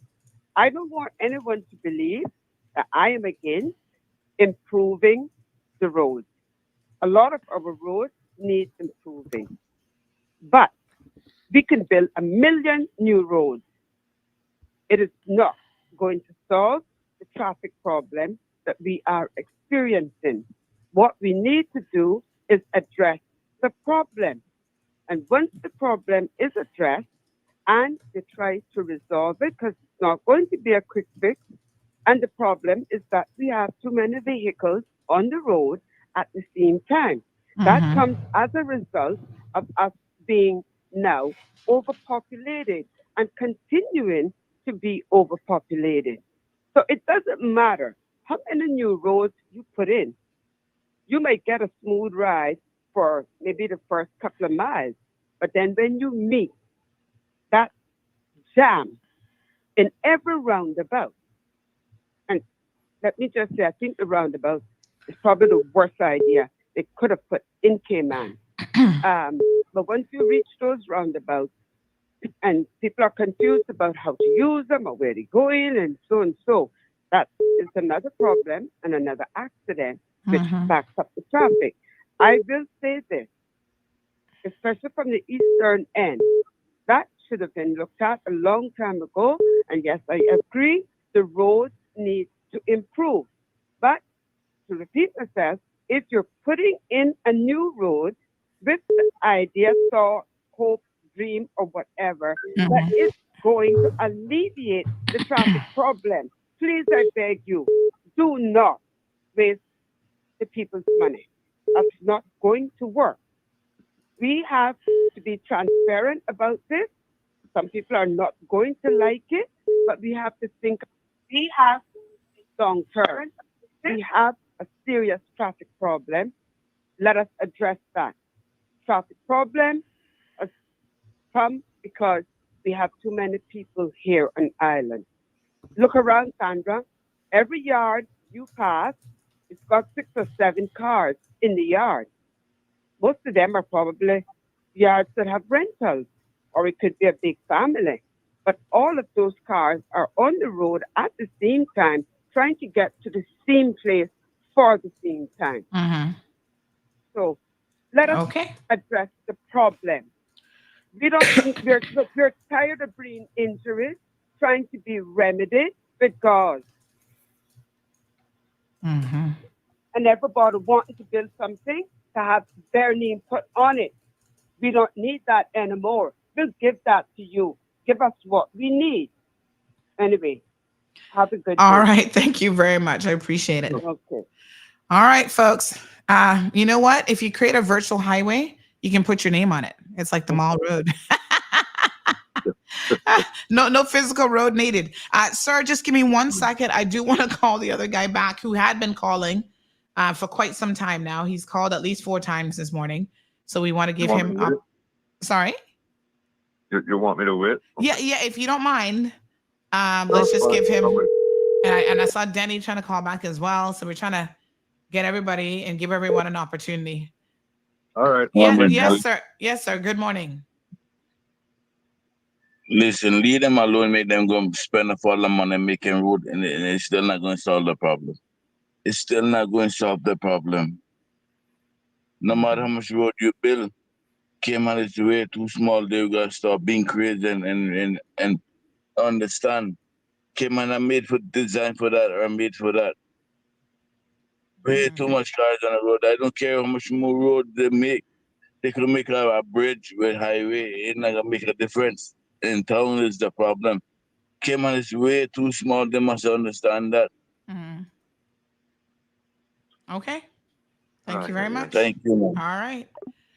So this person on WhatsApp says our population is around 81,000. The road is needed. I am enjoying getting from West Bay to Georgetown in 15 minutes, 20 minutes in traffic.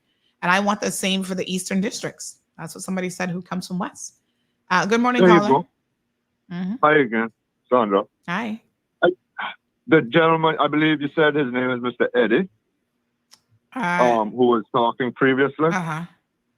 Yeah, okay. So what he's saying, what Miss Archer is saying is correct from the standpoint that the East-West bypass is not going to be the panacea. It's not going to be the be-all and the end-all. I don't think anybody has ever said that it would. This is why I'm listening to some callers, and you know what comes to my mind, Jonathan? There's something called managing expectations, right?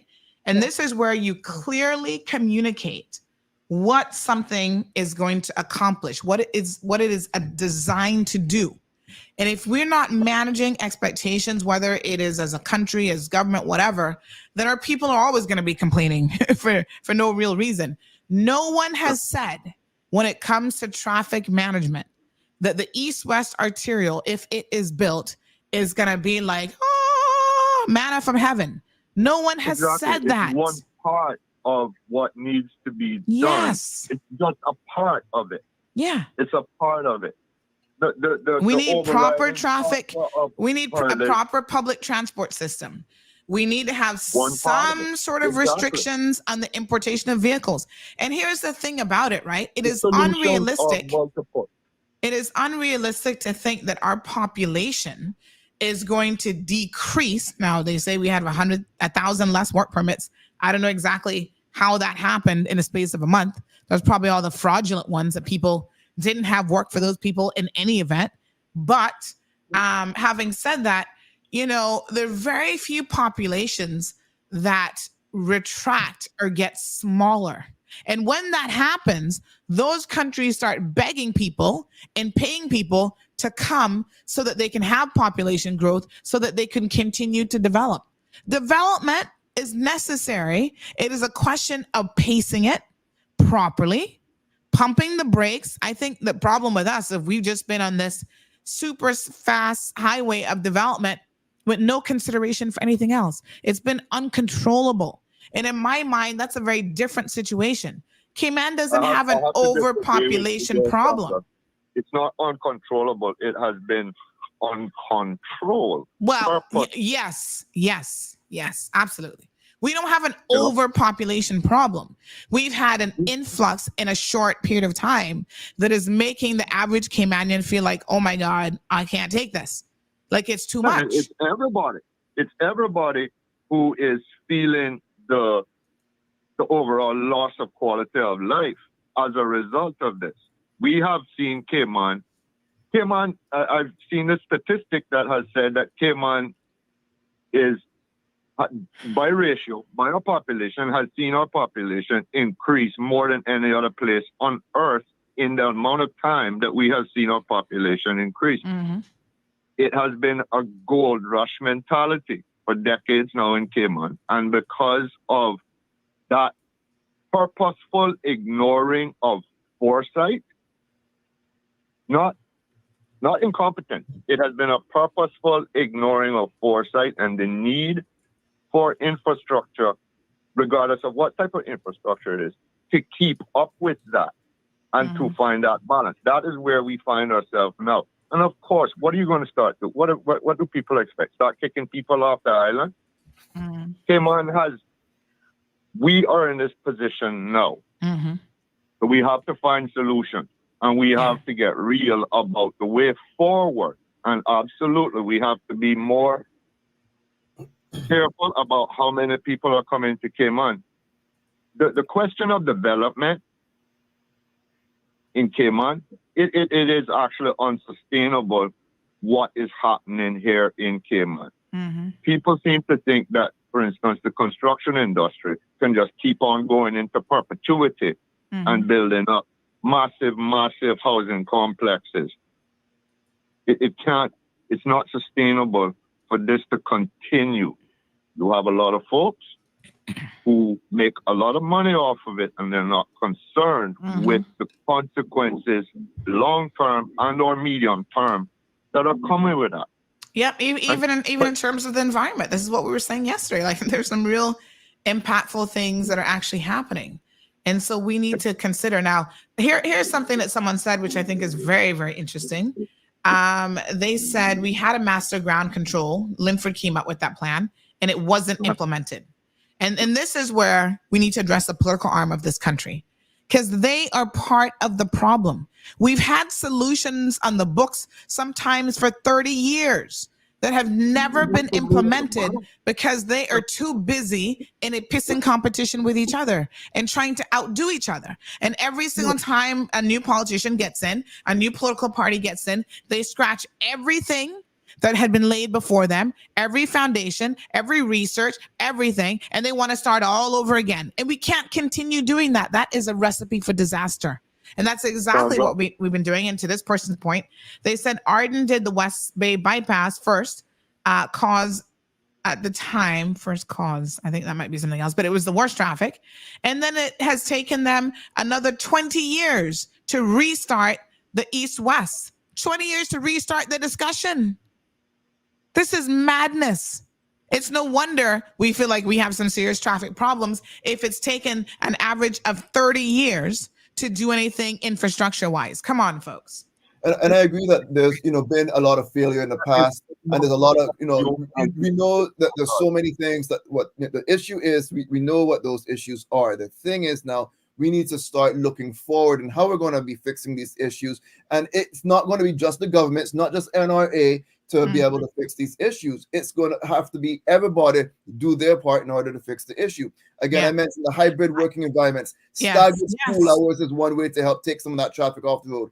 Here in Florida, the elementary schools start at 8 to 3, middle schools are 9:15 to 4:15, high schools from 8:30 to 2. So you're not having everybody going to town at the same exact time. You got to decentralize the government from one location in town for all of your government business. You need to have satellite offices outside. And Kevin, the one about school, I mean, listen, when there is no school traffic, we're all fine, actually.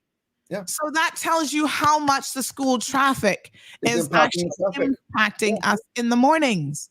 Yeah. Why is that? Yeah, and we do need better public transportation as well too. We have so many workers there in Cayman that do not also have a vehicle that really need public transportation as well too. And if we have a better public transportation system, we're going to again lower the amount of cars that's on the road. So I mean, if everybody has a part to play, the workforce, again, if someone is not needed inside their office downtown or whatever, don't need them to come to the office. Let them go remote. You can still track your employees. Just like somebody mentioned that earlier. What about the lessons we learned during COVID? Yeah. Earlier in the program, Jonathan, I'm going to read a few comments. I don't know if you want to hang on, but I'll let you go. Let me just say this before I go. As Kevin is saying, as we have talked about, the solutions are multiple. Yeah. Public transportation, yes, that needs to be implemented. Remote work, where it is possible, yes, that needs to be implemented or pushed forward. Staggering work times as a possibility. Staggering school transportation in the morning, that's a possibility. However, there are intricacies there, y'all, that make everything to implement those difficult. It's not going to deal with the fact that a lot of it is a service industry. A lot of what we're talking about with the traffic is trucking that is going from the eastern districts to the western districts through town. That's not going to change. I'll just say this, going back really quickly. The political spectrum we have here in Cayman is allowed to be, it's influenced by illegitimate and often paid for influence pandering is what is happening. So we don't have a system here where we have those people actually acting in the well-being and interest of the Cayman Islands as a whole. And that is an issue which goes to the root, which is different. It's a root cause, but let me just say this, please, Sandra.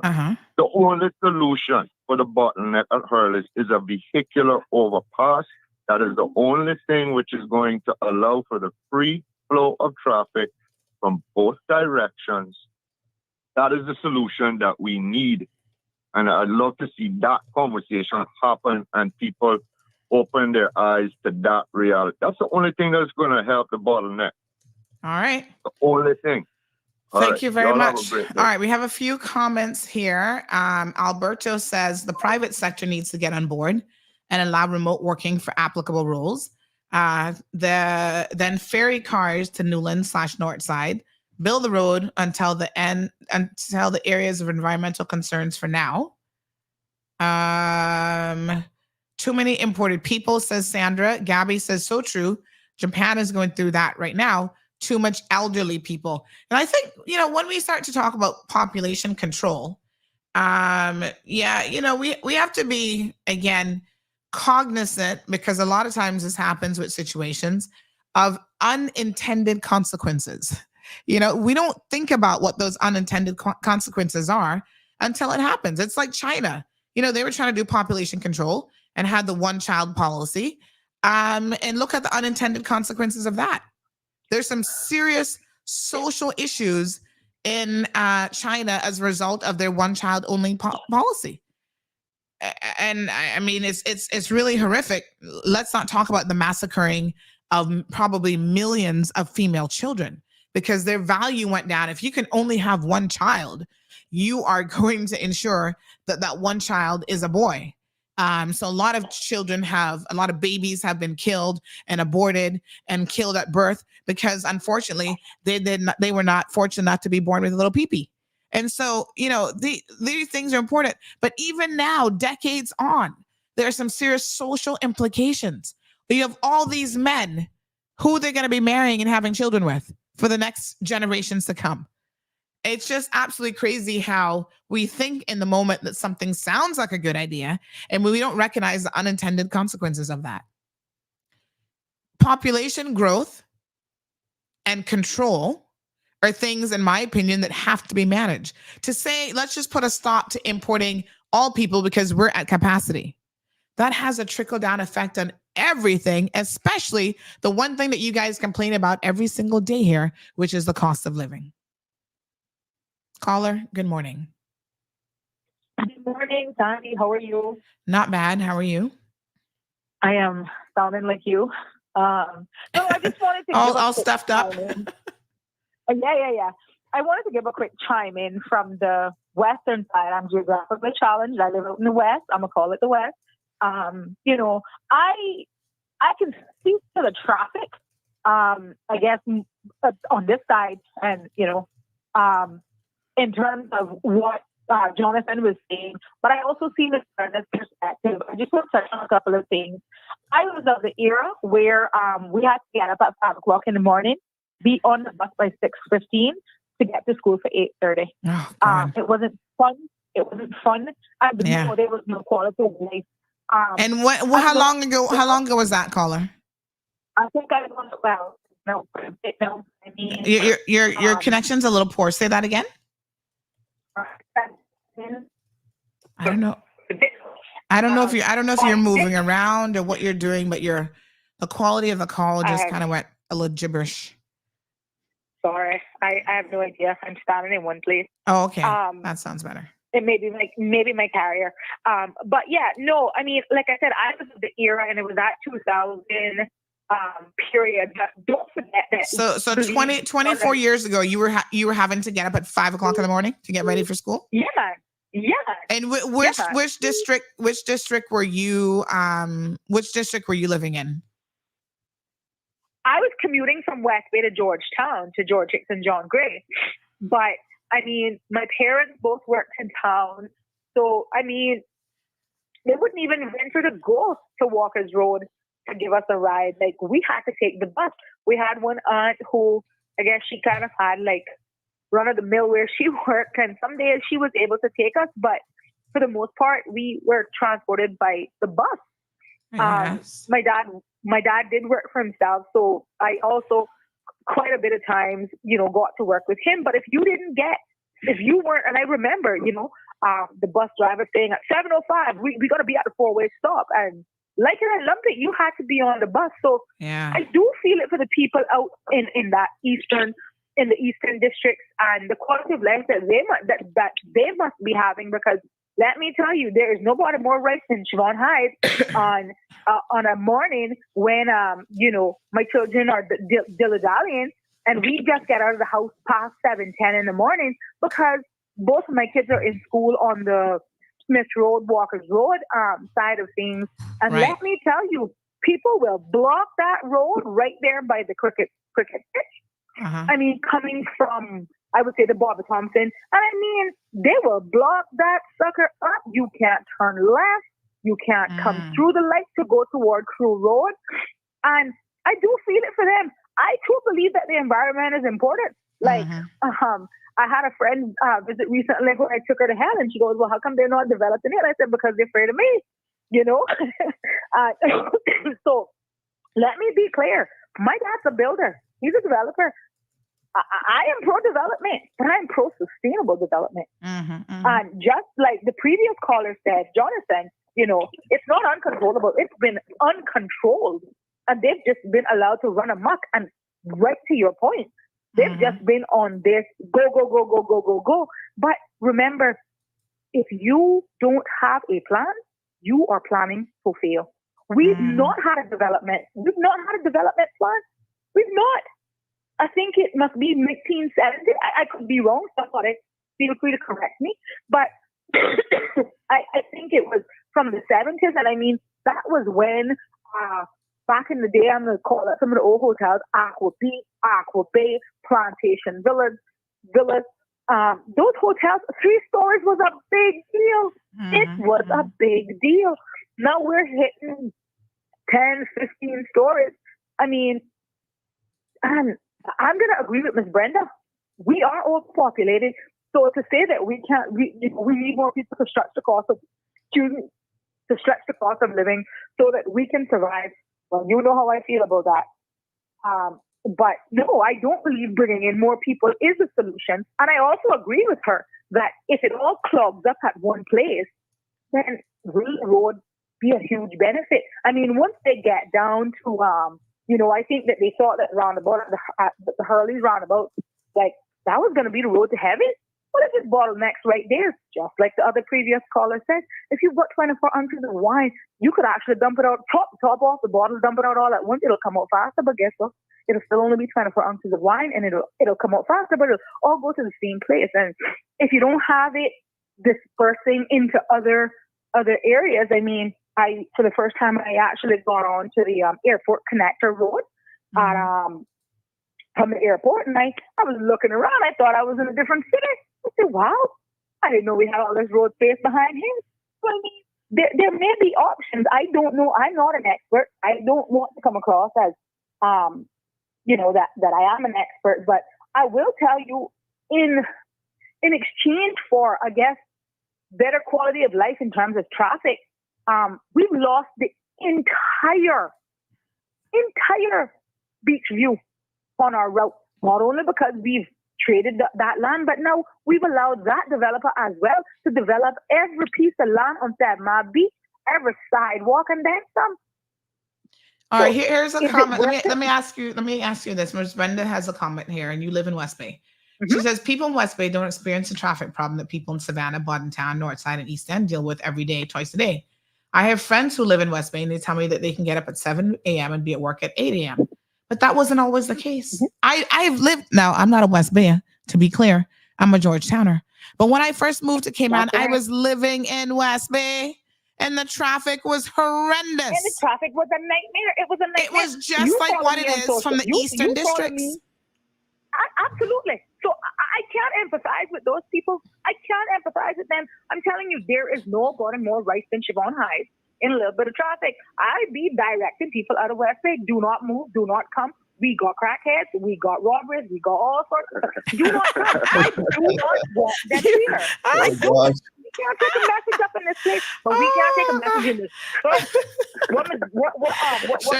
Siobhan is saying she's gonna not sell West Bay. West Bay is officially full, folks. It is cold past the border. Can't take a message. We don't start giving up status for down here. I'm gonna be the mayor of this town. Yes, yeah, I remember a time West. They also, if you hadn't known Western, maybe Siobhan. Now you got some criminals listening to Siobhan. That's how we keep the gang activity going. Yeah, keep them out of West Bay. I'm not advocating for keeping the gang activity going. You never heard Siobhan being pulled up in no gang activity. You never heard that Siobhan Hyde was shot. But I ain't messing with that foolishness. The reasons not to live in West Bay. But exactly. That may be one of them. All right, my dear. But I want to take a quick second to digress, right? So we talked about, I think the previous call. We do have another caller on the line as well, Siobhan. Just FYI. Okay. Mm-hmm. That's your gentle cue to start to wrap it up. I will. You want to touch on the work from home, right? I mean, yes. If we worked from home, I'm currently working from home. I'm not very well. I'm on my nebulizer today. But people now know, the world knows that you can run a multi-million-dollar corporation in one end of the world to the other. Yeah. Working from your home. Nomad travelers. Everybody can be working remotely. COVID proved that it can be done. And in the United States of America, a lot of companies are getting all salty and upset because workers do not want to return to the traditional work environment, office, 9 to 5, sitting in some cubicle, sharing germs with each other and being disrupted by their coworkers. They want to stay at home. They want to be in Timbuktu, sitting on a beach and being a nomad worker and still getting the work done. And so we need a complete shift, and it's not just Cayman.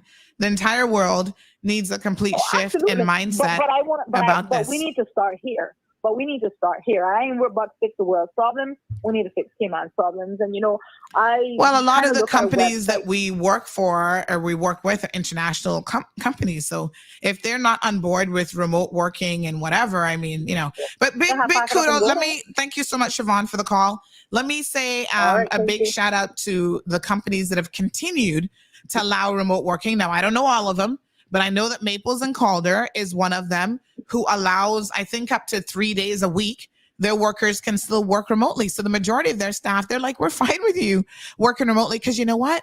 When they looked at their numbers, they were saving money. Just like we were talking about Walmart and stuff, the retail stores earlier, they were still saving money because staff weren't there using electricity. They already were out of capacity at the main Maples building, trying to figure out where to put all these lawyers and blah, blah, blah.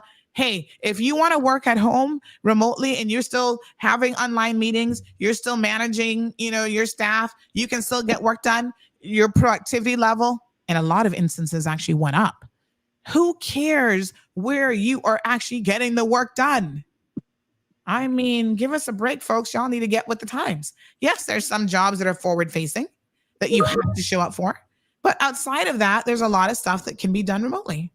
Look, Kevin, last budget year at University of South Florida, we had an extra almost $2 million in office supplies left over in our budget because, again, it was budgeted for X amount, but with most of us working remotely from our homes, depending on your department, you're expected to be there my department is 1 day a week, which is Mondays when we have our meetings. So most departments are averaging about 2, and then others are about 3. But then, of course, you got your frontline ones that you can't, work remote. But either way, having that set up, we were able to save almost $2 million in office supplies alone. And then, of course, each college within the university, they would have to kind of pay rent to the university for space and stuff. They didn't need to pay as much. And so money was saved so much. And then guess what? We all were able to get a little extra pay raise each Christmas and stuff because they had all this extra bit of money, and then they split it up and shared it. It makes complete sense. And one of the biggest employers, or the largest employer in the island, the Cayman Islands government, I think that they should lead the charge by allowing more people to work remotely. And I believe the Gab is overpopulated anyway. I mean, I think we have office space issues right now there. So that's right. I mean, it just government is renting spaces all over the place for this department, that department. Obviously you have to be able to. I think the problem with it is that most managers are used to traditional management styles, so they need to micromanagement. They need to see a person to believe that a person is actually working. Right? They need to see them clicking on a keyboard to think that they're getting anything done. And so they don't trust workers to be able to work remotely and still be productive. All right, we've got another caller in the line. Good morning, caller. Good morning, Sandra. Brian Is here. that How you doing? Minister Brian? That is Minister Brian. Now, I'm going to have to take a big jab at you this morning. Minister Brian, you are live on the radio. Good. See how that works? Good morning to everybody. I just want to call in to say what a positive conversation this morning while we analyze the issues in respect to transportation and traffic. And I'm glad, because the one thing I've heard being prominently highlighted is that there is no one magic solution, and that balance is the key. And I know that you may recall when I was Minister for Transport, I'm now the Minister of Ports, and the transport part has been moved to the Honorable J.D. Banks. So I talked about the five-prong approach, which dealt with East-West arterial being 1, public transportation being 2, decentralization of government services being 3, remote working from homes, are trying to incentivize it, being 3, and reduction of vehicles being 5. Now, we didn't get to this traffic congestion overnight, so it's not going to be overnightly fixed. And some of your callers are right to say that the road is not going to be the only solution. So it's multiple approaches that the government has been trying to do, even from when the former premier was there. We got a lot of links for the reductions on vehicles or the limitation on old vehicles. That was part of it. East-West is part of it. The civil service does have a work-from-home program that they do, and they are trying to lead the way. But companies and the government are all trying to deal with that whole issue of some people taking advantage of it. And I think that will continue to improve over time, where there's more opportunities to work from home. Because like what Kevin just said, you're right, there's savings to be had in respect to not having to have so much real estate and rented for offices. So that will continue to improve with technology and companies being able to certify that people are at home actually really doing the work. So what I would say from this conversation is that I'm glad to hear that we're all on the same page, that it's concerted efforts have to be made towards it. And the government is trying to do that. Hence the reason you see the discussions about the road, talking about the report for the transport system, and the reduction in cars. So hopefully over time you'll see the improvements. But the biggest one, in my humble opinion, is the decentralization of services, not only by government, but other business owners. Because I hear the discussion about the bottleneck at Burglaries Roundabout, but that's only a bottleneck at certain times of the day. There's not always a bottleneck. In the middle of the day, you can go past Hurley's like it's not an issue. And what we've always had a problem with is everything is on the western side of the island. And I think that if we encourage more business to go east of the Hurley's Roundabout, that we can see a lot less people having to come towards town. Now, this started even in the progressive administration under the leadership of Sir Alan McLaughlin, where his vision was, when I was a part of the PPM, was to build a school up there, because in order for you to have people staying on one side of the island, not necessarily having to come to the western side, you need working opportunities, schooling opportunities, food, entertainment, and everything else. So there would be no necessary reason to come west on a regular basis, or no need to go east on a regular basis. So you're creating almost two towns. And there's been a position about overpopulation. And there's some truth to that from a management perspective. But I look at it as what we have failed to do over time is manage the numbers that we do have in the appropriate way. Because if you had a 4-bedroom house and you had 6 people living there, 2 parents and 4 kids, if all of them were in one bedroom, it'd be a bit cramped. But if they were spread in the house in each room in a better ratio, it wouldn't feel so crammed. And what we have done over time is not manage the spread of the resources by way of natural assets and land and so forth over time. And that's what we're trying to correct. But that correction is going to take multiple years. And I don't want to make it sound like we don't have a solution coming, but it's going to take time to get there. Because can I ask you a question, Minister? A few people have been asking this morning, what happened to the master transportation plan that we spent so much time trying to roll out? The master ground transportation plan. Well, I can't speak to why it wasn't enacted before I was in cabinet, but I can tell you, since I've been minister under the Honorable former Premier Wayne Panton and now the Honorable Juliana O'Connor Connolly, one of the big reasons why that transportation plan wasn't done is the unwillingness to work with DOE to resolve the environmental impact assessment. And that's what we learned in the last 2 years, is that the road could have gone through, but they refused to do the EIA, and therefore, with the necessary NCC laws in place, they couldn't do it. And I don't know why they didn't do it, but the Honorable Premier, Wayne Panton, the former Honorable Premier, did say that, listen, we're going to get this road done, but we're going to do it right with the EIA. And he has to be respected for that. Now, how long the EIA is taking is in contention right now, and I'm glad to say that both NRA and DOE are working together to get that resolved so we can speed this up. But remember, that's only one of 5 solutions. And I personally think that you were right to highlight the fact that, government spends a lot of money on real estate, rental, and leases, that we should consider amalgamating that together in another government building, potentially to the eastern districts. So good people of Bordentown, East End, Northside, those 3 major districts could feel that maybe they can live that way, work up that side, and don't necessarily have to come to town if they don't want to. Obviously, if they want to come to town, they can come. But these are different types of approaches, and they take time because they also have a financial component to it. Think about how much money it took to build a government building. Think how much money it would take for decentralization efforts to put different things further to the east, which I think is a big component of it.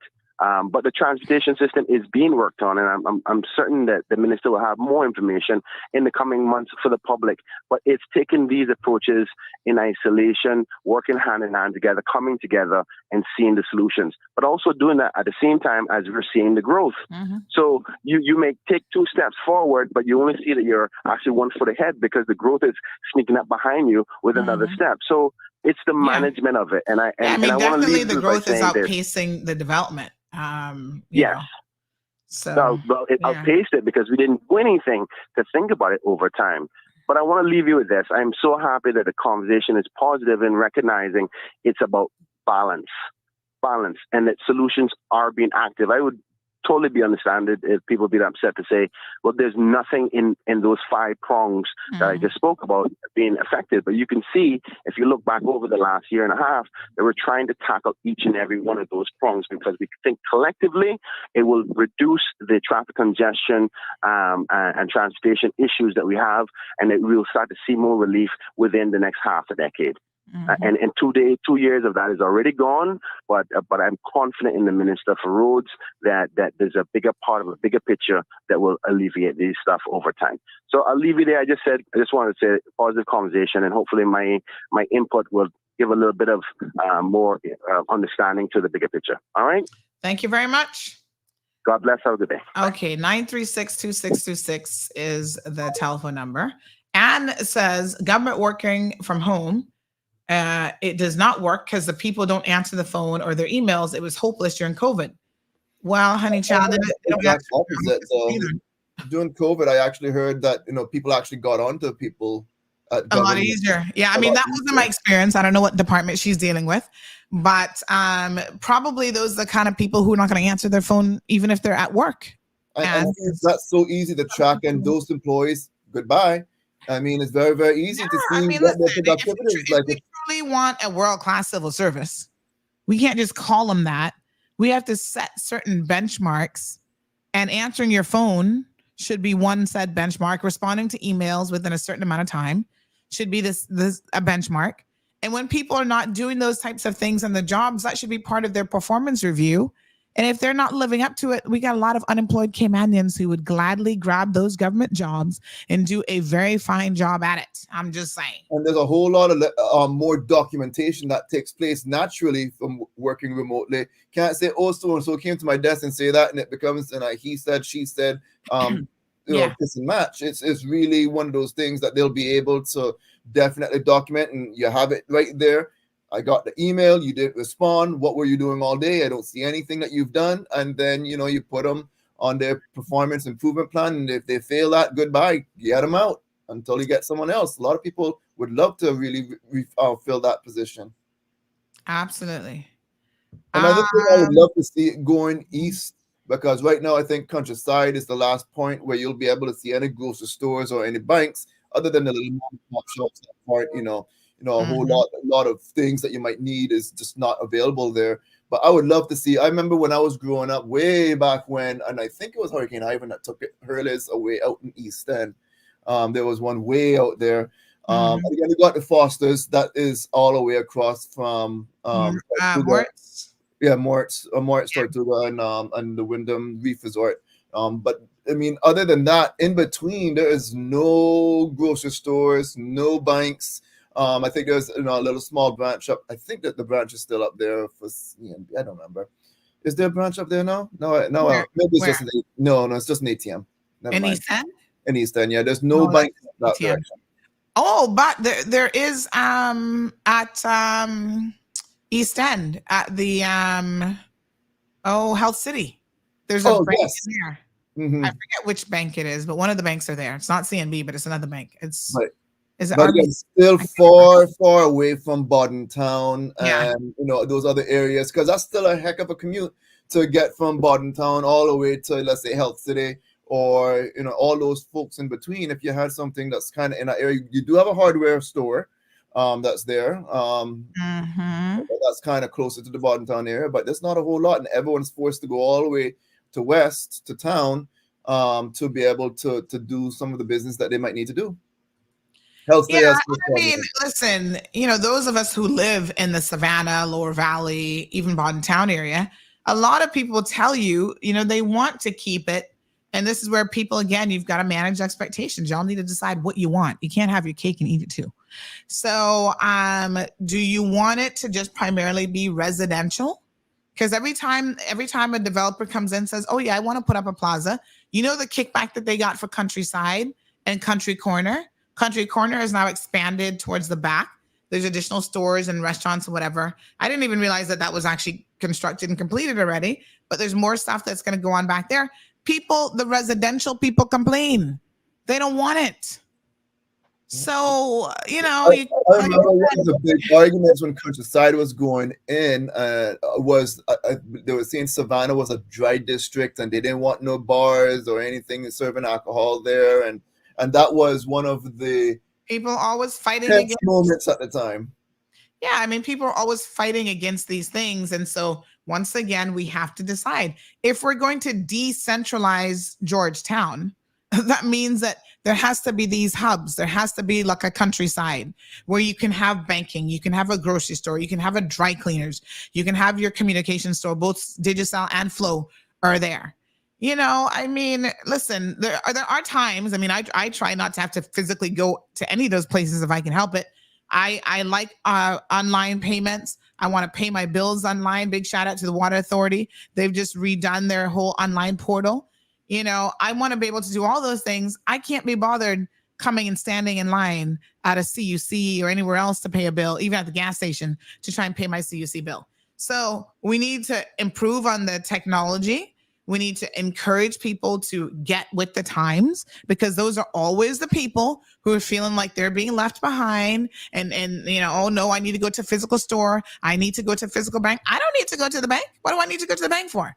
There are very few things that I need to go into the bank for. Most things you can do remotely now when it comes to banking, as long as the systems work.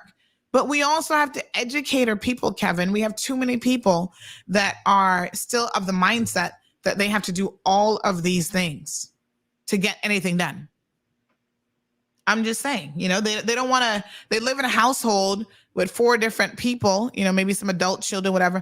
Nobody is saying, okay, let's coordinate our grocery shopping. Let's make sure that we have one list for the week. Everybody going to the grocery whenever they feel like it, wasting gas and resources. And, you know, I think that there's a lot that can and should be done, but I think we've got to do our part as being part of a collective solution.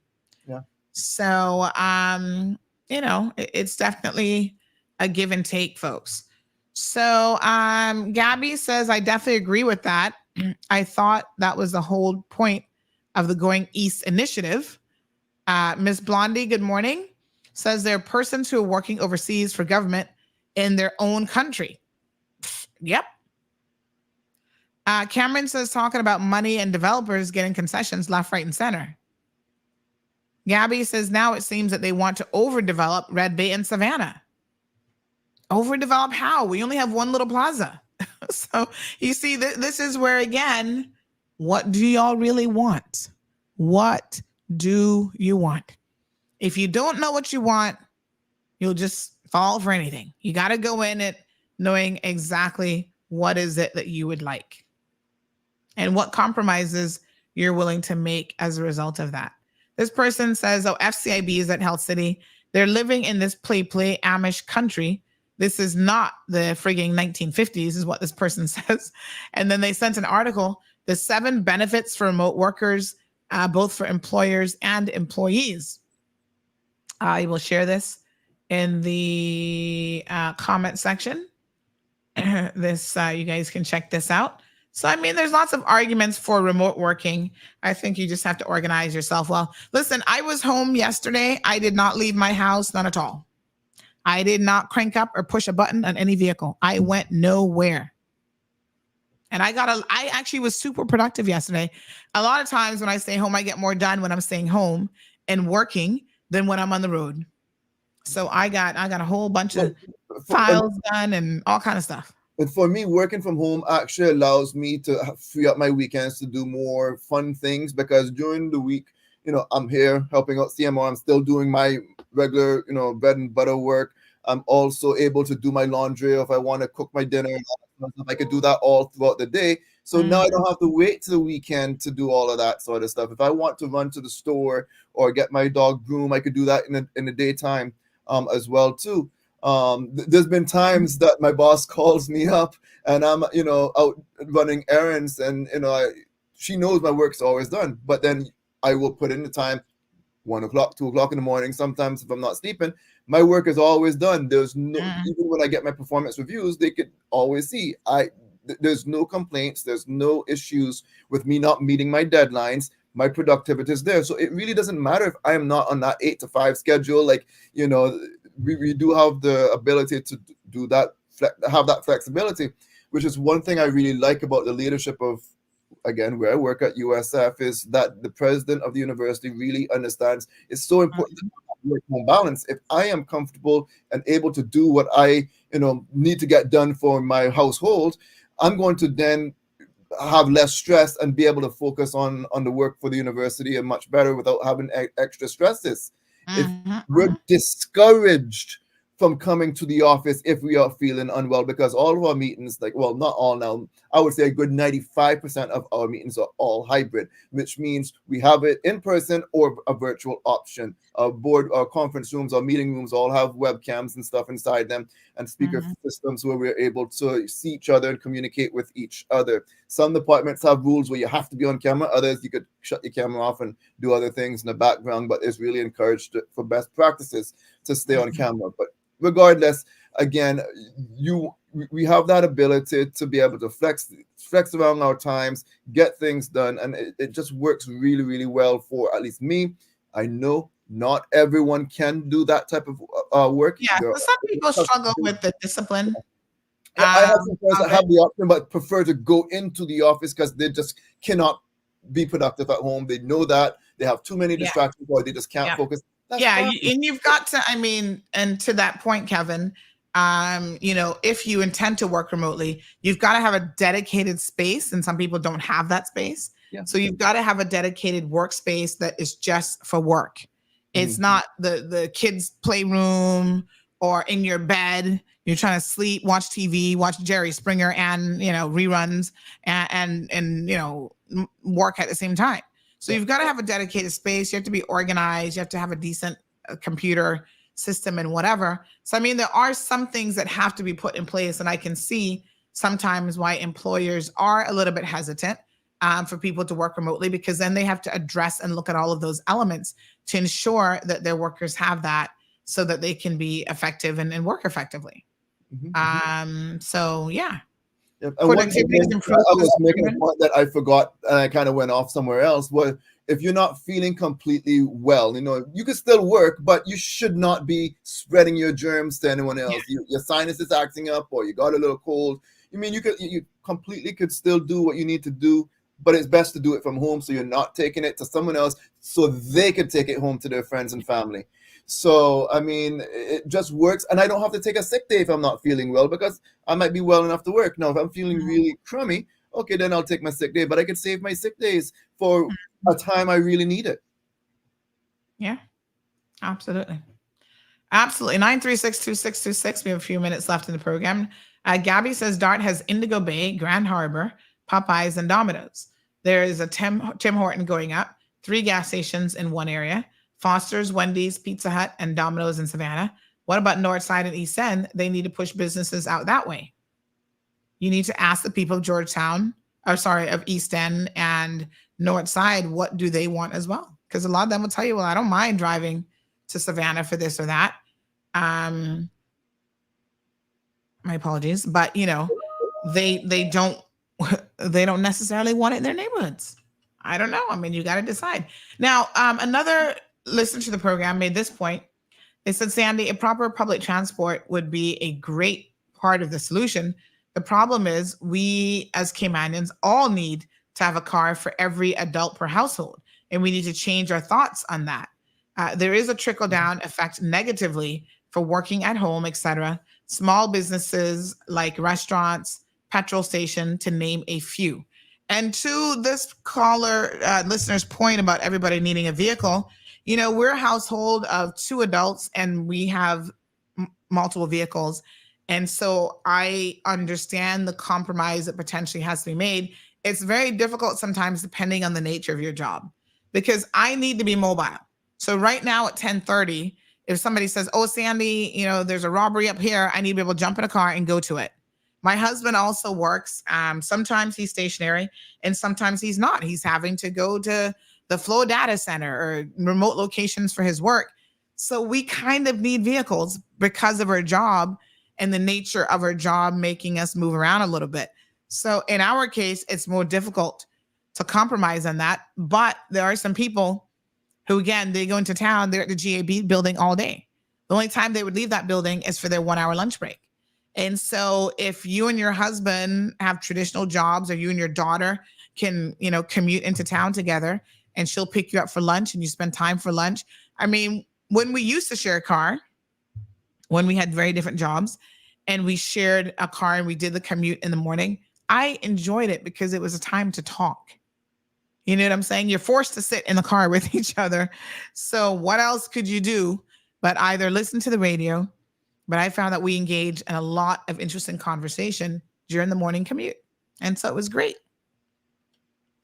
Now, in terms of businesses suffering a negative effect working from home and small businesses, I don't know how small those businesses are, but they may be businesses in town. But when I work from home, you know, if I want lunch and I don't have anything in the fridge or nothing's cooked or whatever, the businesses that will benefit from me are the local businesses.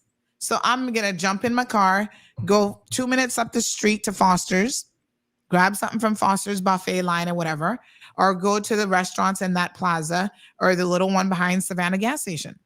Those businesses suffer when I have to get in my car and go to town. They don't suffer when I stay home.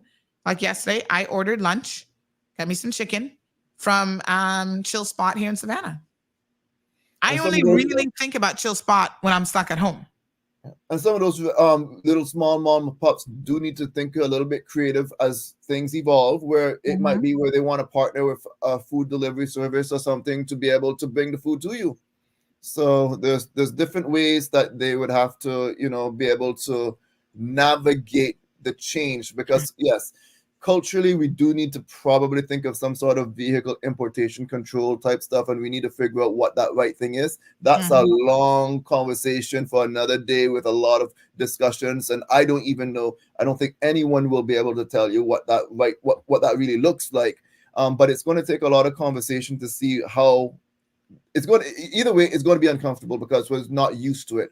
We need to really take the time and discuss the cons, the pros, and what's going to be the best solution or the best plan for the Cayman Islands. Rough Sea says, I'm hearing a lot of chit chat from you two. I'm not hearing any suggestions from you two to solve the problem. I think we named some. I talked about hybrid working. I talked about staggered school hours. I talked about better public transportation. I talked about the vehicle import restrictions. Oh my God!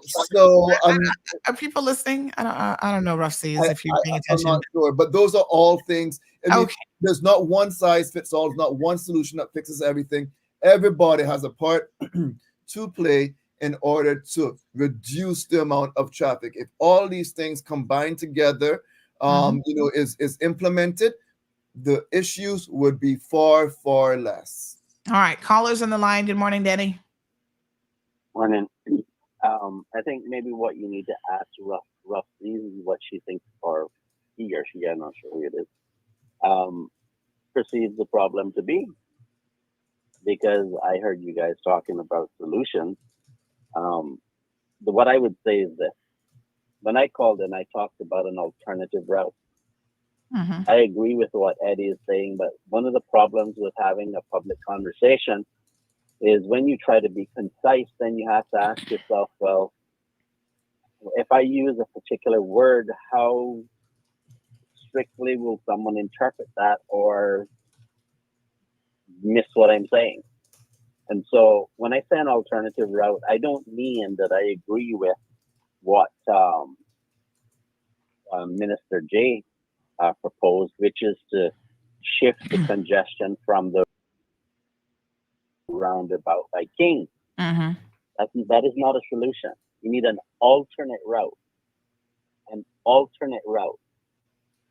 Okay, moving the bottleneck is what Eddie was trying to explain with the analogy of the bottles. And the problem is that does need to be addressed. And one of the ways is an overpass. One of the ways is to perhaps investigate the feasibility of doing a tunnel under the runway and take it underground. Because the problem that we have is that our failure to develop the infrastructure along with the development is that what it would cost the government to buy places to make a road is just not feasible. So the problem is that when you look at the purpose of a road, what I hear most people saying is cars, cars, cars. But the purpose of roads is to move people by any means, including cars, but not limited to cars. And so if you took away all the cars, you still need roads for people to travel. Right? So the point is that if all of the cars are trying to be on the only road coming out of the east at the same time every morning, not knowing which lane they want to be in every single morning, even though they do it every single day, that causes problems. And you need to have an alternate route. That is what we need to focus on. And somebody just said, to your point, not just to move people, but to also move people and goods.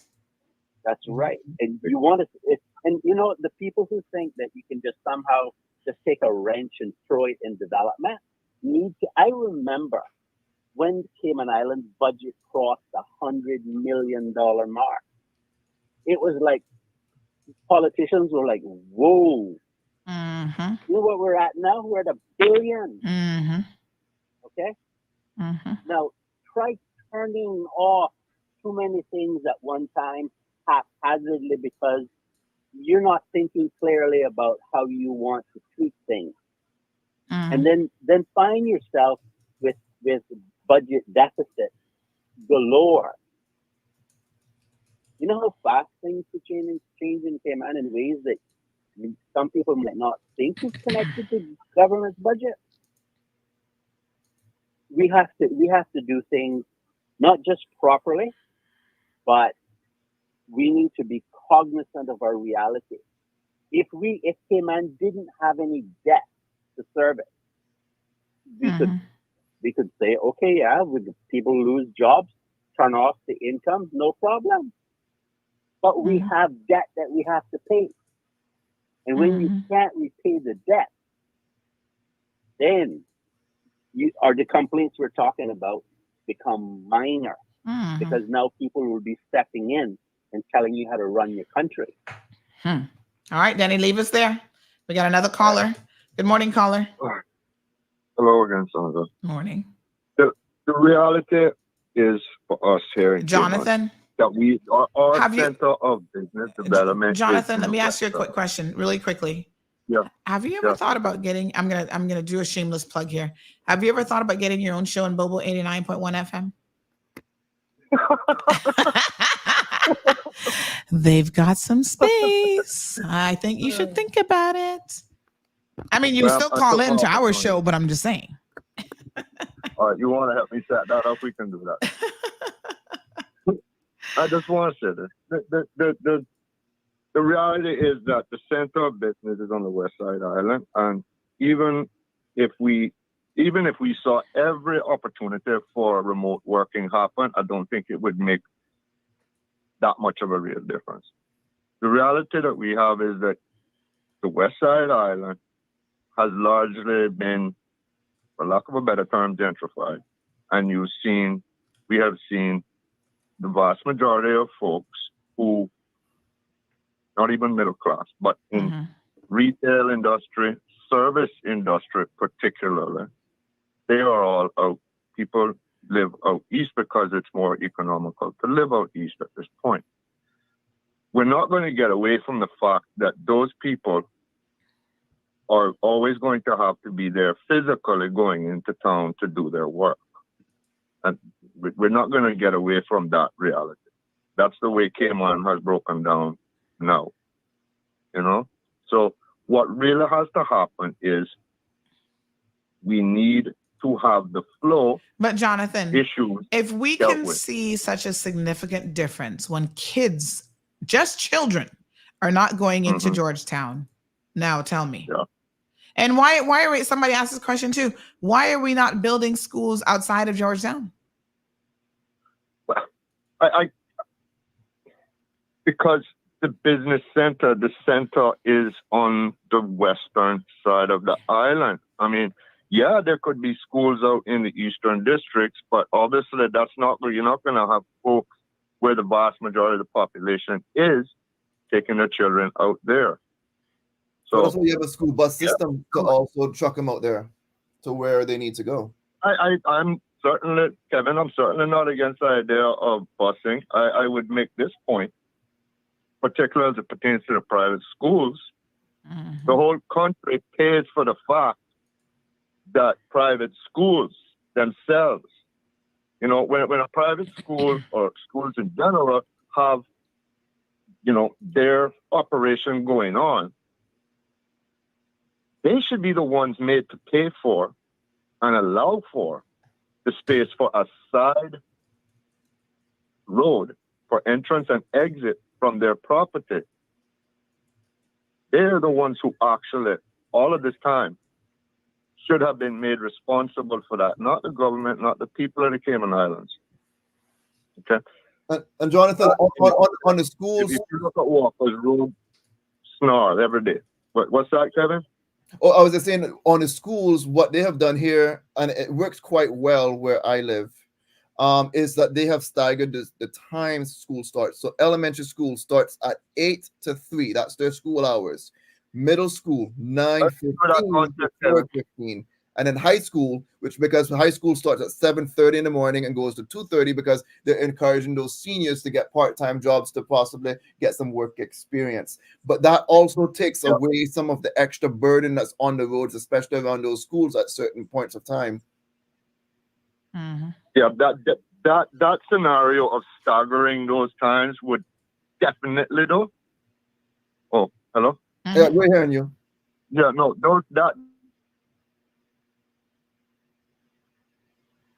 mandatory busing, obviously, because you would then get into a situation where people if they're bringing the children to school, then that would also have to coincide with the work times of the parents, right? So if that was going to be yes used, and no, then the busing would have to be a mandatory thing. Yes and no, because again, you have if you live within a certain proximity of the school here, there is no bus for you. You're walking. Or your parents are dropping you off. So we have car riders, we have bus riders, and we have walkers. And so if you live within a certain perimeter of the school that you are zoned for, you are walking. No bus or your parents are taking you. The buses will take some of those who live outside of where the busing zone is. And again, you still have the option of your parents dropping you and picking you up. But the thing is, once you split it up in that way, you still have a lot less movement because you don't have elementary, middle, and high going all at the same time to school. Parents, they might have a child that's in elementary, but then another child in high school, and then or middle school, and then you're running, trying to figure out, okay, I'm going to drop this child first. They're just going to have to wait a little longer for the school start time because all schools start at X time. Of course, Cayman only got two options: high school and primary school. They don't have a middle school anymore. So again, it will look a little different in Cayman. But again, if you're moving these hours around, you could, again, yes, work hours might not always match up, but that's always going to be an issue. What about those parents that work night shifts and they're off in the daytime? Not everybody have that 9 to 5. A large majority of people do, but if they're also getting the ability to do hybrid working and working from home, guess what? They have some flexibility as well too. So I mean, if you put all of these things combined, you're going to have a much better a better outcome when it comes to the roads being less cluttered. And I think everybody can appreciate and agree with the fact that a combined approach is necessary, without a doubt. All right, thank you, Jonathan. All right. All right, folks. That's the end of the show, I feel like. Michelle says, how many companies who don't need to be situated in Georgetown be encouraged to relocate? And a long-term idea and leave apparel and restaurants, etc., in Georgetown for easy access for tourists. Even government buildings should be situated somewhere else. The courts as well. I think this will take a lot of people away from town, immigration included. Just my thoughts. No, it doesn't fix immediate problem. The other thing is someone was also, when we were having the discussion about the courts, one of the things that the Chief Justice brought up was the fact that, she has been pushing for district courts, and that is part of her long-term vision for this country as well. So, yeah. What a mess. All right. I think that's it in terms of comments. Somebody says with reliable public transport, you can get to where you need to go. Well, that is definitely a big part of the puzzle. There are all these parts of the puzzle to bring it together, but a big part of the puzzle is definitely reliable public transport. I feel like that is so incredibly critical. And I don't know when we're going to get that part of the puzzle, but we will continue to wait. Again, people asking, whatever happened to that transport plan? Lots of money spent on a master ground transportation plan. Someone says, I seem to remember that this occurred when the Honorable Thomas Jefferson was in the Legislative Assembly. How long ago was that? Good minute. My God, long time. And this person also says, don't forget that sometimes political will collides with civil service won't. And how about moving some schools out of town as well? So without a doubt, a lot of suggestions this morning. Very good. So we were going to talk about the port. We didn't get to talk about the port. So, we shall continue the conversations. No solutions. None of these problems happened overnight. And there are no solutions that can be deployed overnight either. So I think that what will happen is, we'll continue to have conversations and agitate and push for the solutions to be implemented as reasonably as they can be and as quickly as they can be. And that's how we got to do it. So, yeah, Kevin. Well, I just want to wish everyone a very productive week. Have a wonderful day and see you tomorrow. Okay, beautiful. All right, folks. Big shout out to Kevin joined us for this show this morning because he works remotely. He's got a little bit of freedom, honey chill, and that works out just fine for us. I thank you guys so much again for tuning into the program. Congratulations again to Jamila for winning $150, getting the answer right this morning. CMR now has over 100,000 followers on Facebook alone. Another, I think 50, 60, 70 something on Instagram. It's a lot. And we continue to grow all the other channels. Subscribe to YouTube if you haven't already. Follow that platform as well. Because again, we know that you guys are here by the hundreds every single morning, certainly listening to the shows. So we appreciate your involvement. You've made this the #1 talk show, hands down. You're calling into the program, and we don't have to disagree, or we don't have to agree. I don't want people to think that this is like I don't know. It's fine to have different opinions. We're all individuals, right? And so opinions are in a way a dime a dozen, and you're entitled to your opinion, and you don't have to feel like people have to like your opinion or they have to be on board with your opinion for you to have an opinion. Just have your opinion. Be you. Nothing ain't wrong with that. I love it. Just be you.